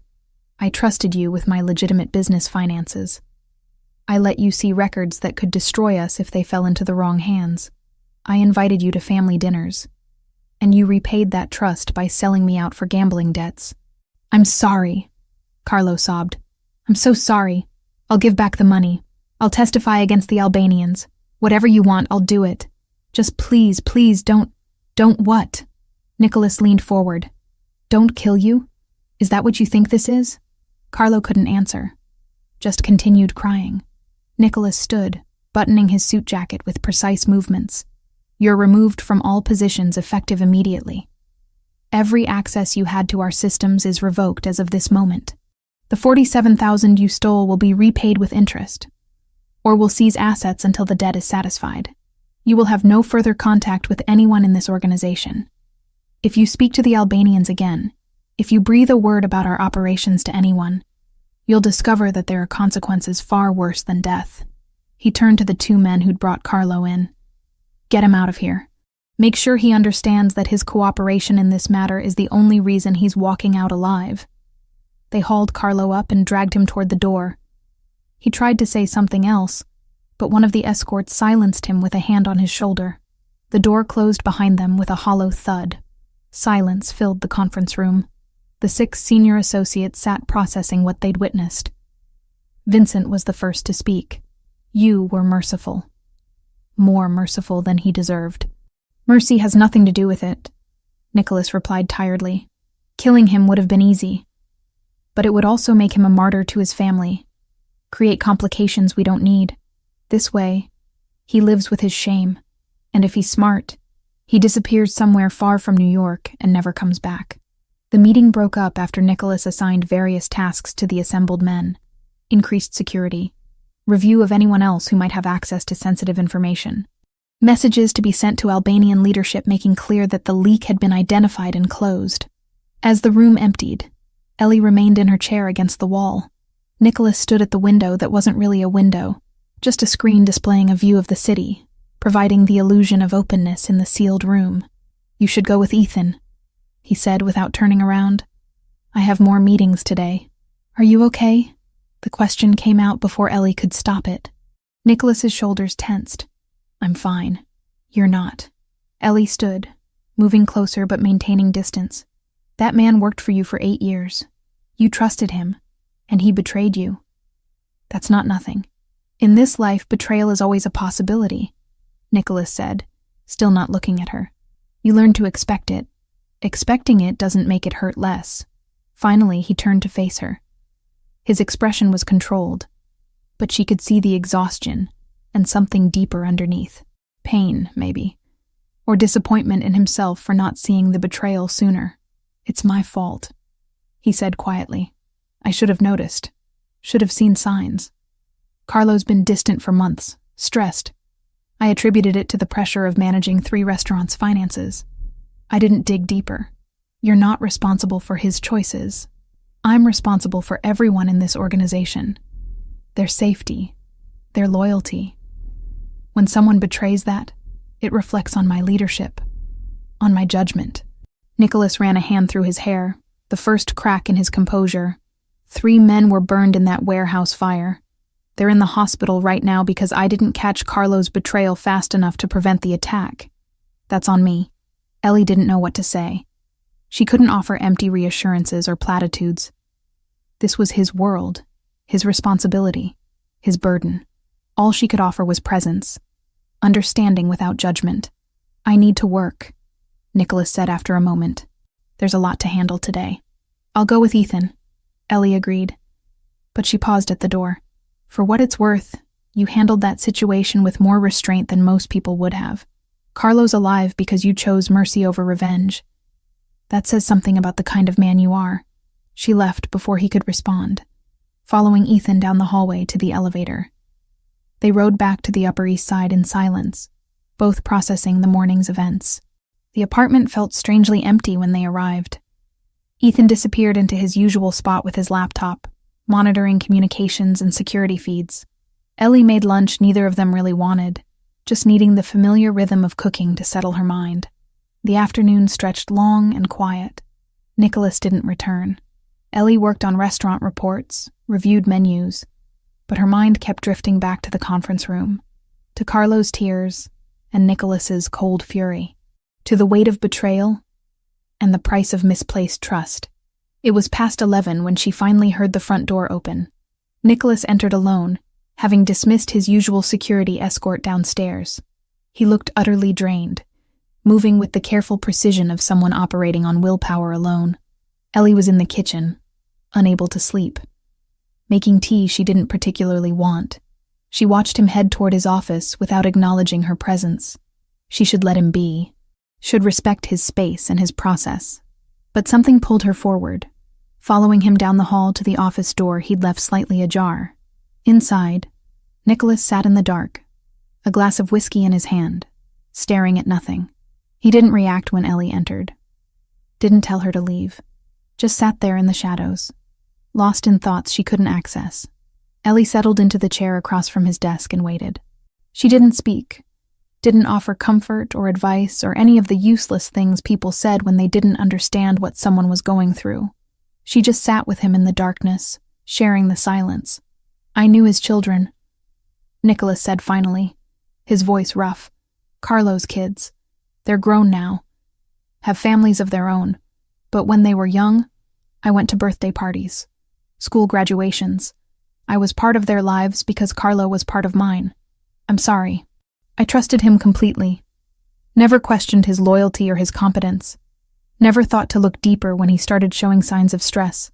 Nicholas took a drink, the whiskey catching the ambient light from the hallway. "And now, I have to live with the fact that my blindness put people at risk. Put you at risk." Ellie leaned forward. "Carlo made his choices, not you. He could have asked for help with his gambling problem. He could have come clean before it got out of control. He chose the Albanians instead. That's not your fault. Part of leadership is seeing these things before they become catastrophic. You're not psychic. You can't read minds or predict every possible betrayal." She paused, choosing words carefully. "You did what needed to be done today. You protected your organization and removed a threat. That's what good leaders do." Nicholas finally looked at her. Really looked at her, his dark eyes catching hers across the desk. "You shouldn't be here. You should be angry with me for dragging you into this mess." "I'm not angry." "Why not?" He sounded genuinely curious. "Your life was destroyed because of me. Because the Albanians want revenge for my continued existence. You should hate me." "I saved your life," Ellie reminded him. "That was my choice. Everything that followed was consequence, yes. but not consequence I regret. These past weeks, working with your restaurants, building something real, it's more than I had before. More purpose, more challenge, more of a future than washing dishes and counting tips. That's rationalization. Maybe, she admitted, or maybe it's just the truth. I can't change what happened. I can only decide how I respond to it. And I'm choosing to see opportunity instead of catastrophe. Nicholas set down his glass and stood, moving around the desk until he was closer to her. In the dim light, his features were all sharp angles and shadows, intimidating and vulnerable at the same time. I care about you, he said quietly. More than I should, more than is wise given everything happening. But I need you to know that. Need you to understand that protecting you isn't just obligation anymore. It's personal. Ellie's breath caught. She'd sensed the shift in him over the past weeks. The way he looked at her sometimes when he thought she wasn't paying attention.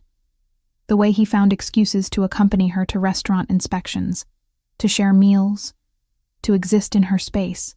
But hearing him say it aloud made it real in a way that felt both terrifying and inevitable. I care about you too, she admitted. I probably shouldn't. You're a criminal. Your world is violence and consequences I don't fully understand. But I do. I care. Nicholas reached out slowly, giving her time to pull away. When she didn't, his hand cupped her face gently, his thumb tracing the line of her cheekbone where the scrape had finally healed completely. This is a terrible idea, he said softly. Probably the worst. Ellie agreed. He kissed her then, carefully at first. Testing. She leaned into it, her hands finding his shoulders, pulling him closer. The kiss deepened, weeks of tension and unspoken feelings finally finding expression.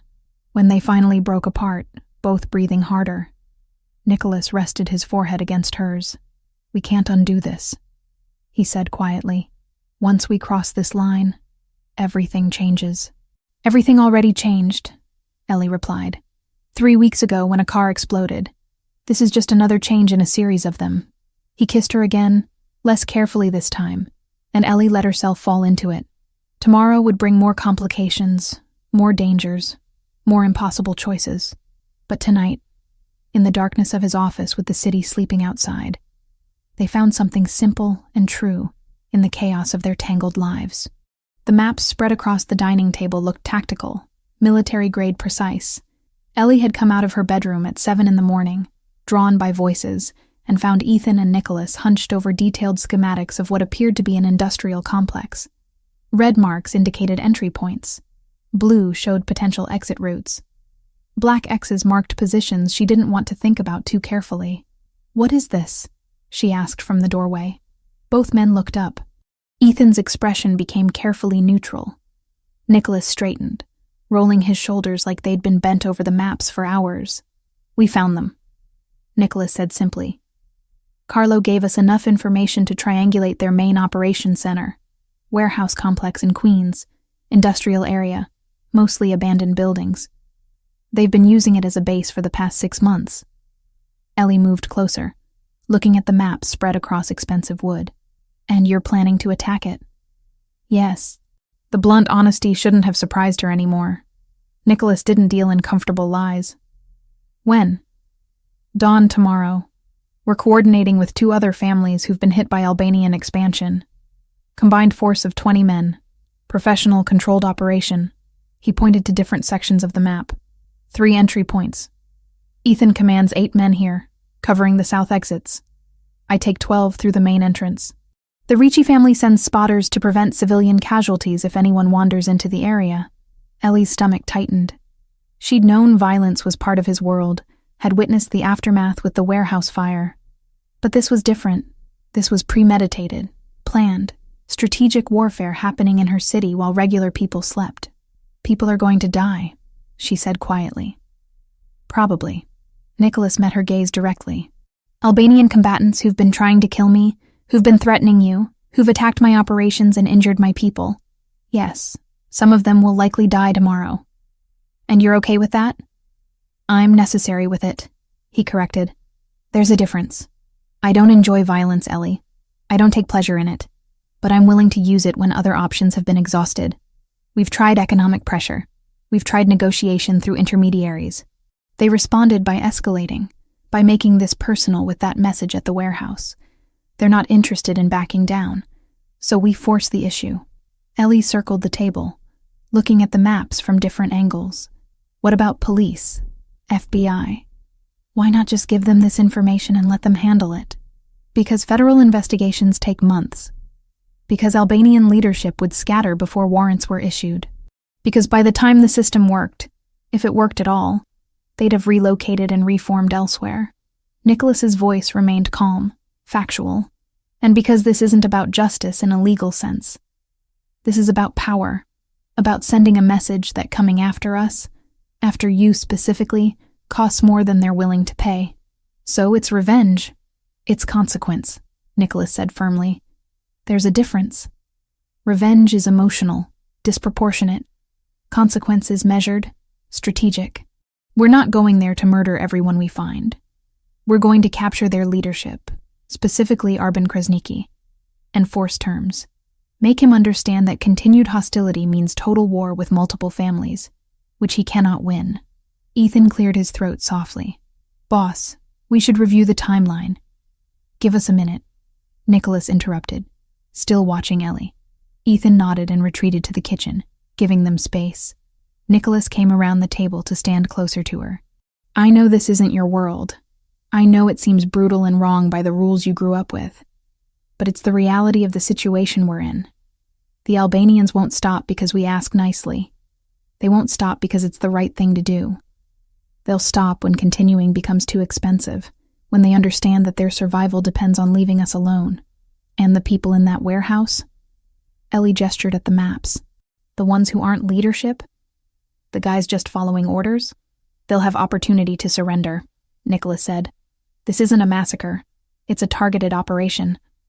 We want Arben alive. We want his lieutenants alive if possible. Anyone who drops their weapon and steps back walks away.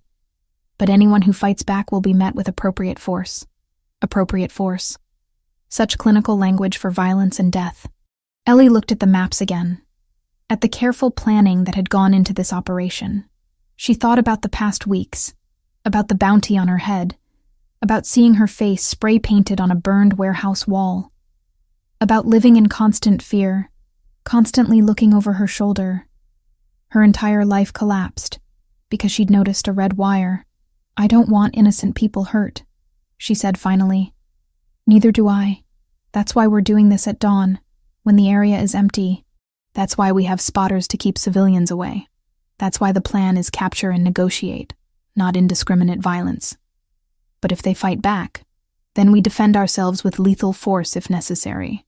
Nicholas didn't flinch from the truth. I won't ask my people to die to protect men who are actively trying to kill them. That's not reasonable or realistic. Ellie crossed her arms, feeling cold despite the warm apartment. I hate that this is happening. I hate that it's necessary. I hate that I understand why you're doing it. You can hate it and still accept it, Nicholas said quietly. The two aren't mutually exclusive. I've been doing this for 15 years, and I still hate most of it. But I do what needs to be done to protect my family, my people, and now you. She looked up at him, at the exhaustion in his eyes, at the weight he carried so carefully. Be careful tomorrow. Come back. Something softened in his expression. I will. I have reasons to come back now.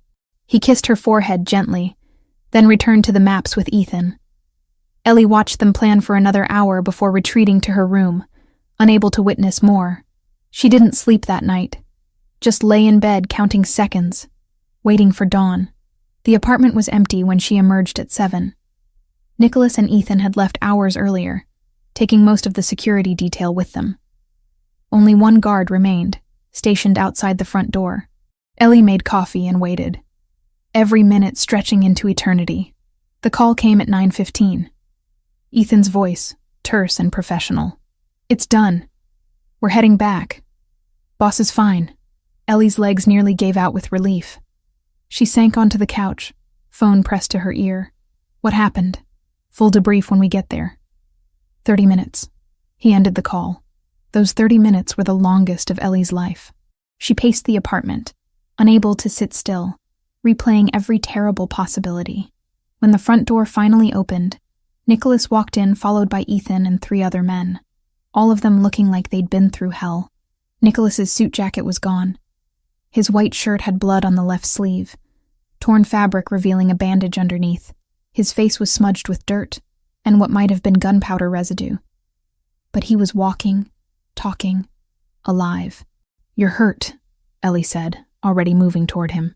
"Graze. Bullet caught the outside of my arm." Ethan field dressed it. "I'm fine." Nicholas caught her hands before she could touch the wound. "It looks worse than it is." "Sit down. Let me see it properly." He didn't argue, just settled onto the couch while Ellie retrieved the first aid kit Ethan kept stocked. She carefully cut away the field bandage, revealing a long, shallow wound along his bicep. The bullet had torn skin and muscle but missed anything vital. It had been cleaned and dressed competently, but she redid it anyway, needing to do something useful with her shaking hands. "Tell me what happened," she said while working. Nicholas winced slightly as she applied fresh antiseptic. "We went in at dawn as planned. Initial entry was smooth, minimal resistance at the perimeter. Most of their force was concentrated inside the main building. We cleared the outer structures first, gave everyone opportunity to surrender. About half did. The others retreated to defend the central office where Arbin was coordinating." He paused while she wrapped fresh gauze around his arm. "The fighting was intense for about 40 minutes. Close quarters, limited sightlines. Ethan's team secured the south exits, prevented anyone from escaping that way. My team pushed through the main corridor. Eventually, we cornered Arbin and his top 3 lieutenants in the office.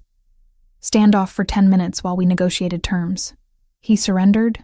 He saw reason," Nicholas said dryly. "Representatives from the Vitale and Ricci families were there as witnesses. We made it clear this wasn't just about me. This was 3 Italian families united against Albanian expansion. Fight us all and lose everything or accept terms and walk away intact. Arbin's not stupid. He was outnumbered 3-1 with no escape route and no reinforcements coming. He accepted terms." Ellie finished securing the bandage and sat back. "What terms?" "Complete withdrawal from Manhattan and Bronx territories. No operations, no claims, no presence. They return to their established areas in Queens and stay there. In exchange, we don't pursue further action against their organization." Nicholas flexed his arm carefully, testing the bandage. "And most importantly for you, the threat against you ends immediately and permanently. That was non-negotiable. I made it very clear that if anything happens to you, the agreement is void and total war begins with Arbin being the first target." He agreed to that. He had a gun pointed at his head, and 3 family representatives explaining exactly what would happen if he refused. "Yes," he agreed. Nicholas pulled her closer with his good arm. "It's over, Ellie. The war, the threats, the bounty. You're safe now." The words should have brought immediate relief. Instead, Ellie felt numb, unable to fully process that the nightmare was actually ending. Just like that? He just agrees and it's done? These kinds of agreements hold weight, Ethan said from across the room. They were witnessed by neutral parties from other families. Breaking them would mean war not just with us, but with everyone who witnessed the terms. Arbin's not going to risk that. He's a businessman first. He'll honor the agreement, because violating it costs more than his pride is worth. Nicholas's phone buzzed. He checked it and nodded. The other families are confirming. Words spreading through the criminal network. The Albanian threat to you is officially over. Anyone who comes after you now does it without Arbin's backing and would be violating a witnessed agreement. That's a death sentence in this world. Ellie looked between them, still struggling to believe it. So I can go home, back to my apartment, live normally? Yes, Nicholas said simply. Though I hope you'll choose not to. What do you mean? He stood, moving to the window despite his injury. During negotiations with Arbin, there were parallel discussions with other parties. Detroit loan sharks, specifically. The ones your father owed money to. I purchased his debt, all $11,500 of it, and canceled it. That vulnerability no longer exists. Ellie's breath caught. You said you wouldn't do that. I told you I didn't want... You said you didn't want charity or to owe me favors, Nicholas interrupted. This isn't either. This was strategic elimination of a potential weakness. As long as those debts existed, someone could have used them for pressure or leverage. I remove that possibility. The debt no longer exists. That's still you controlling my life. That's me protecting you completely. He turned to face her. And there's more. The restaurant your father lost. The one your grandmother built in Detroit. I located the current owner, who'd been trying to unload it for 2 years. I purchased it through intermediaries. The property is now in your name, transferred legally. You own it free and clear. Ellie stood slowly, her mind struggling to process the information. You bought my grandmother's restaurant? The building and land, yes. What you do with it is entirely your choice. Sell it, reopen it, tear it down and build something else. It's yours. She should have been angry, should have felt manipulated or controlled. Instead, she felt something crack open in her chest, a wound she hadn't realized she'd been carrying for 6 years.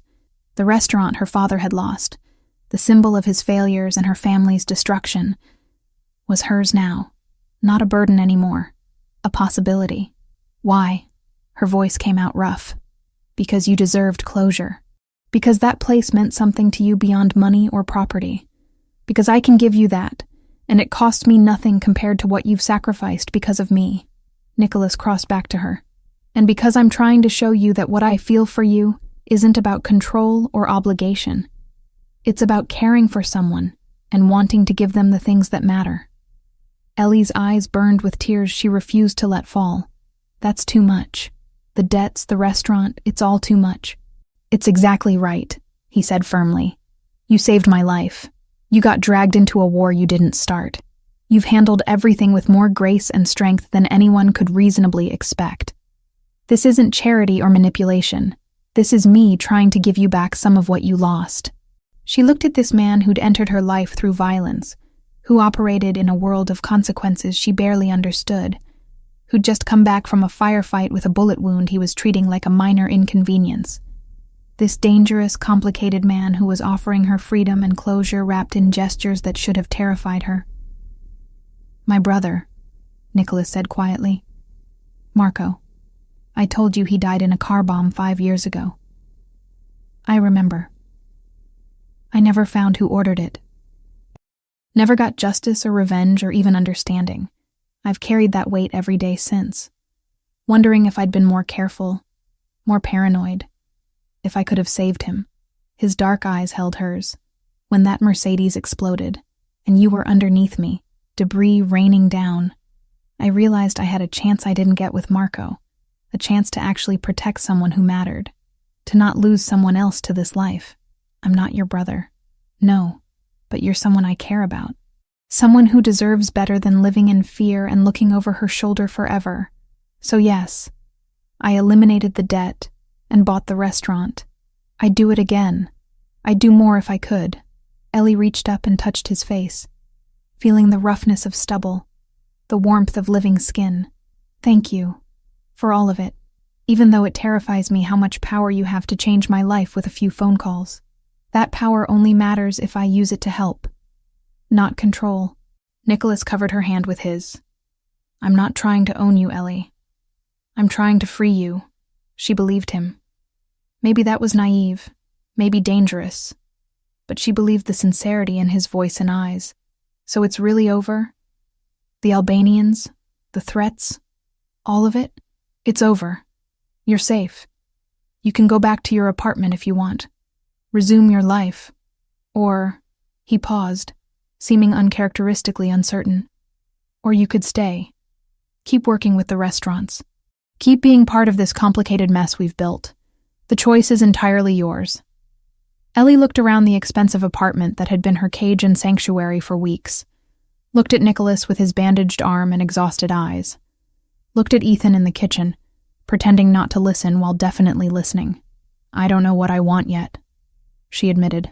Everything's been chaos and survival for so long. I need time to figure out what normal even looks like anymore. That's fair, Nicholas agreed. Take all the time you need. The job offer stands regardless. You're good at what you do. The restaurants are better with you involved. That's business reality, not personal favors. She appreciated that distinction more than he probably realized. Can I see the property deed? For the restaurant? He pulled out his phone, swiped through files, then showed her. There it was, legal and official. The building on Gratiot Avenue in Detroit, the one her grandmother had opened 50 years ago, now registered in Ellie Wells's name. "I need to sit down," she said quietly. Nicholas guided her to the couch, sat beside her, and just let her process. The war was over. The debts were cleared. Her grandmother's legacy was restored. And she was somehow more terrified now than when people were actively hunting her. Because now she had to figure out what came next, without the structure of survival driving every decision. "One step at a time," Nicholas said, reading her expression. "You don't have to decide everything today. What happens with us?" The question escaped before she could stop it. He considered for a moment before answering. "That depends entirely on what you want." "I know what I want. I want you in my life, whatever form that takes. But you've been living under extraordinary circumstances. Now that the pressure's gone, you might realize you don't want any part of this world. And I'd understand that. But you'd be disappointed." "Yes," he admitted. "But I'd respect it. Your choice, your life, your decision. No pressure, no manipulation. Just honest wanting and respectful acceptance of whatever you choose." Ellie leaned against him carefully, mindful of his injured arm. "I don't have answers right now. I just know I'm exhausted and relieved and terrified all at once. That's normal after everything you've been through." Nicholas pressed a kiss to the top of her head. "Rest. Process. Figure things out. I'm not going anywhere." They sat together in silence while the city moved outside the windows, while life continued for people who didn't know how close they'd come to a war in their streets. And Ellie, for the first time in weeks, let herself imagine a future that wasn't defined by fear. 3 months had a way of changing everything and nothing simultaneously. Ellie stood in front of the mirror in her Upper West Side apartment, adjusting the neckline of her burgundy dress. The color was rich without being flashy, elegant without trying too hard. Perfect for tonight's reopening of Fiore d'Oro, the restaurant where everything had started with fire and violence and a red wire that shouldn't have been there. The apartment around her was hers. Actually hers, paid for with salary, she earned directing culinary operations for 3 restaurants. $2,800 a month in rent came out of her bank account like clockwork. No favors, no strings, just honest work compensated fairly. The space was smaller than Nicholas's place, obviously, but it had her furniture, her books, her grandmother's worn recipe cards framed on the kitchen wall. She'd moved out of the Upper East Side apartment 6 weeks ago, needing to prove to herself that she could exist independently in this new version of her life. Nicholas had helped with the move without complaint, never once suggesting she should stay in his protected bubble. He understood what she needed even when she couldn't articulate it clearly. Her phone buzzed with a text. "Downstairs. Take your time." Ellie grabbed her coat and bag, took one last look in the mirror, and headed down. The Blacktown car waited at the curb, Nicholas leaning against it in a charcoal suit that probably cost more than her entire wardrobe. He straightened when he saw her, his expression shifting from neutral to something warmer. "You look beautiful," he said simply. "You clean up okay yourself." She let him open the car door for her, sliding into the familiar leather interior. They'd fallen into this rhythm over the past months, working together during the day, restaurant inspections and menu planning and staff training. Dinners together most evenings, either at his place or hers, slowly building something that felt real instead of forged in crisis. The physical relationship had developed naturally, carefully, both of them aware that they were navigating complicated territory. Ellie had given her FBI deposition 7 weeks ago, a formal 3-hour interview with Nicholas's lawyer present. She described the valet, the red wire, the explosion, everything she could remember. The agents had been professional, almost sympathetic, clearly understanding she'd been caught in something beyond her control. The investigation into the car bombing had stalled after the Albanians withdrew from contested territories. Without active cooperation from surviving witnesses, and with the primary suspects having left the jurisdiction, the case remained open, but inactive. Ellie had been told they might need follow-up testimony if the case progressed, but she wasn't holding her breath. "Nervous?" Nicholas asked, as they drove through evening traffic. "A little," Ellie admitted. "It's strange going back there. Last time I was at Fiore d'Oro, Someone tried to blow you up in the parking area. Different valet service now, he said dryly. Thoroughly vetted. The restaurant looked transformed. The explosion damage had been completely repaired and the entire facade renovated. New windows, new entrance, subtle lighting that made the building glow warmly against the darkening sky. A small crowd had already gathered outside, well-dressed people waiting for the doors to open. Ethan stood near the entrance, coordinating security with practiced discretion. 6 other men Ellie recognized from Nicholas's organization were positioned strategically around the perimeter, trying to look like regular guests, but fooling no one with their watchful eyes and obvious earpieces.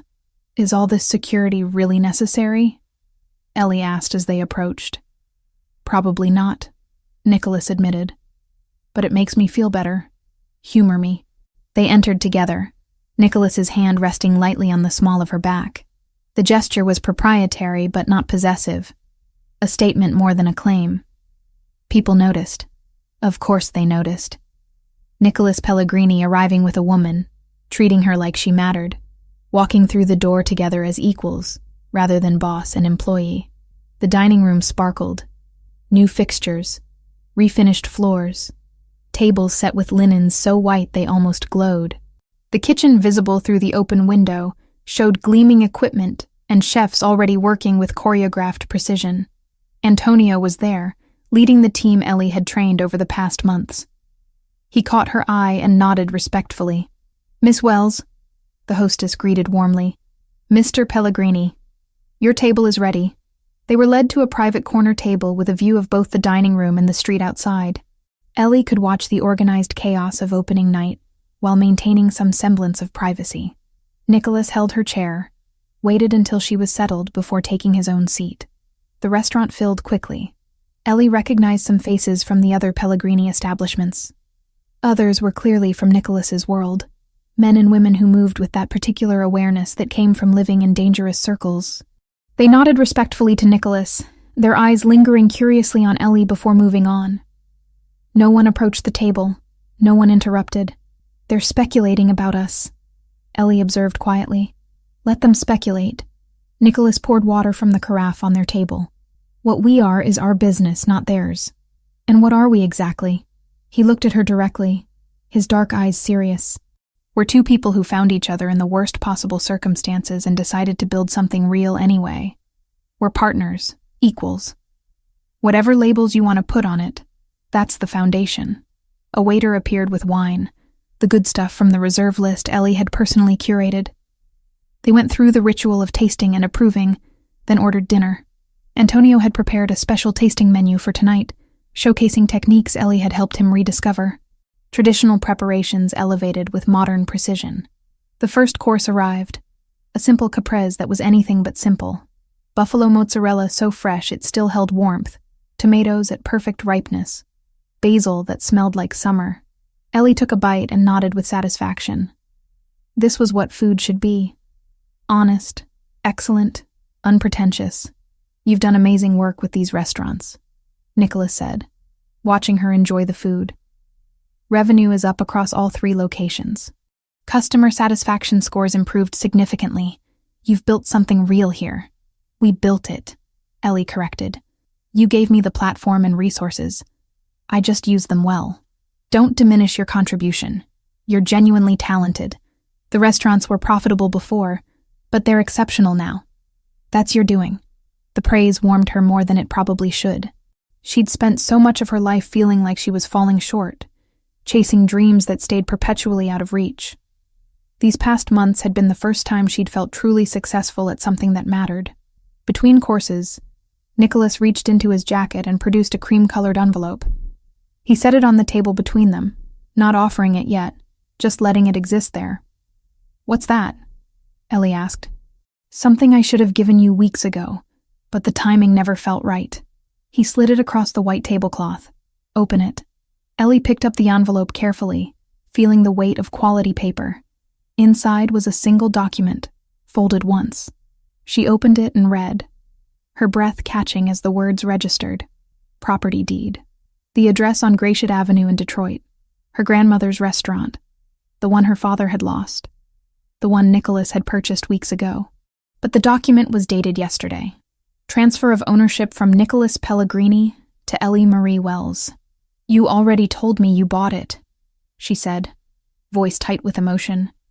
Weeks ago. I bought it, yes. But it's been in legal limbo while we handled the paperwork properly. As of yesterday, the transfer is complete. The property is legally yours, free and clear. No mortgage, no liens, no strings. You own it outright. Ellie stared at the deed, at her name printed in official legal text. The building her grandmother had opened in 1973. The place where her mother had grown up, where her father had worked before addiction destroyed everything. The symbol of her family's rise and catastrophic fall. Now it was hers. Not a burden anymore. A possibility. I don't know what to say. Her eyes burned, but she refused to let tears fall in public. You don't have to say anything. It's yours to do with as you please. Sell it if you want. Reopen it if that interests you. Demolish it and build condos. The choice is entirely yours. I'm giving you the property, not expectations about what you do with it. Why? The question came out rougher than intended. Why do this? The debts were one thing, strategic elimination of vulnerabilities. But this is personal.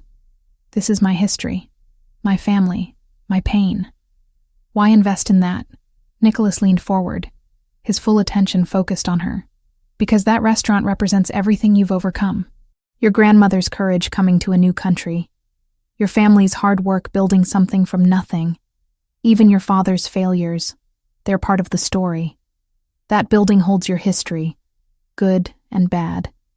You deserve to own that history instead of being owned by it. He paused, seeming to choose his words carefully. My brother Marco died 5 years ago. Car bomb, just like they tried with me. I never got closure. Never got justice or even understanding. I've carried that weight every day since, wondering if I could have prevented it somehow.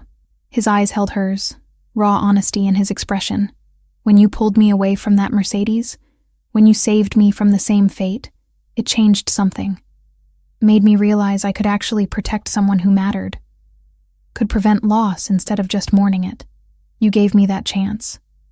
This restaurant, clearing your father's debts. These are ways of honoring that.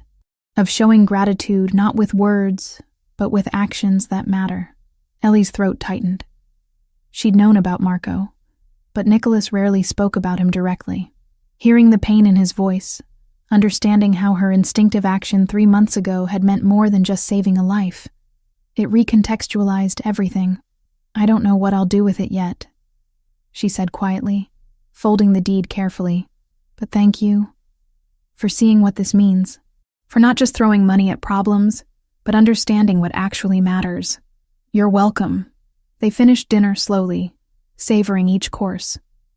Antonio had outdone himself. Every dish was technically perfect, but more importantly, it had soul. The kind of food that reminded you why you loved eating, why cooking was art as much as craft. Other diners approached their table periodically, business associates offering congratulations on the reopening, representatives from other families paying respects. Everyone was polite, deferential, carefully not mentioning Ellie directly, but clearly registering her presence beside Nicholas. She was being seen, acknowledged as someone who mattered in his world. It should have terrified her. Probably should have sent her running. Instead, it felt oddly natural. She'd earned her place here through competence and survival. She wasn't Nicholas's accessory or trophy. She was her own person who happened to be building a life that intersected with his. After dinner, Nicholas led her to a private door at the back of the restaurant. I want to show you something.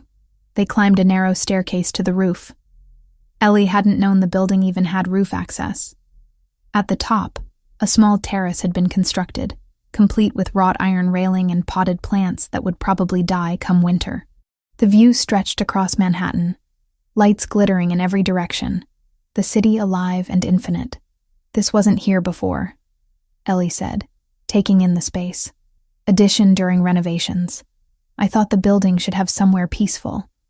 Somewhere you could see the whole city and remember you're part of something bigger. Nicholas stood beside her at the railing, both of them looking out at the urban landscape. It's beautiful. They stood in comfortable silence, the sounds of the city filtering up from below.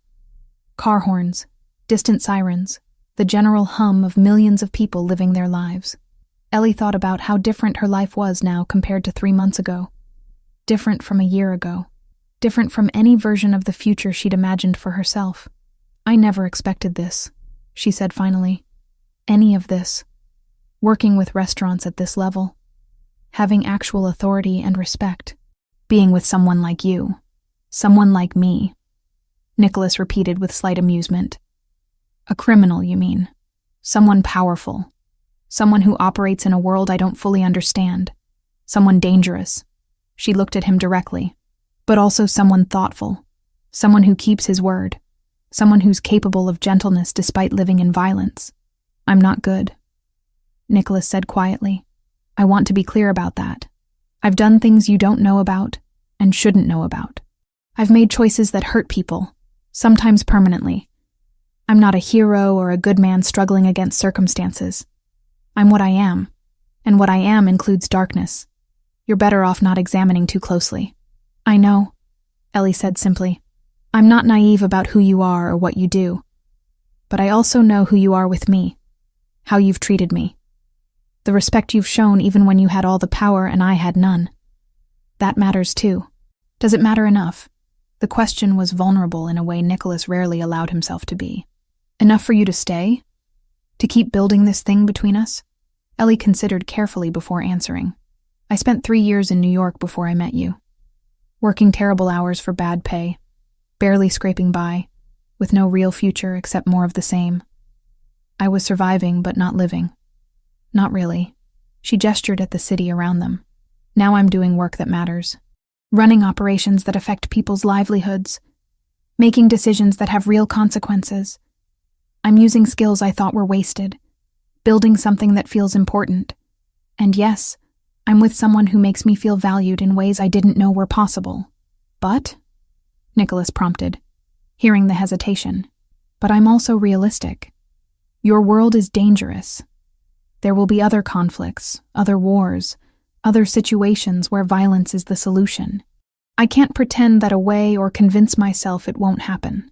She turned to face him fully. What I'm saying is, I'm choosing this with eyes open. Choosing you. Choosing this life. Knowing exactly what it includes.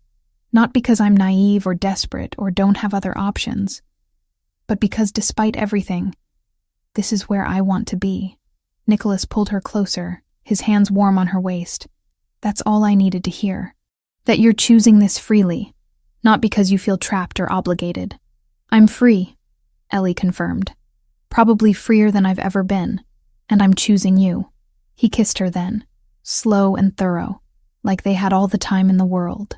When they finally broke apart, both slightly breathless, the city continued sparkling around them, indifferent to the small human moments happening on a rooftop in Manhattan.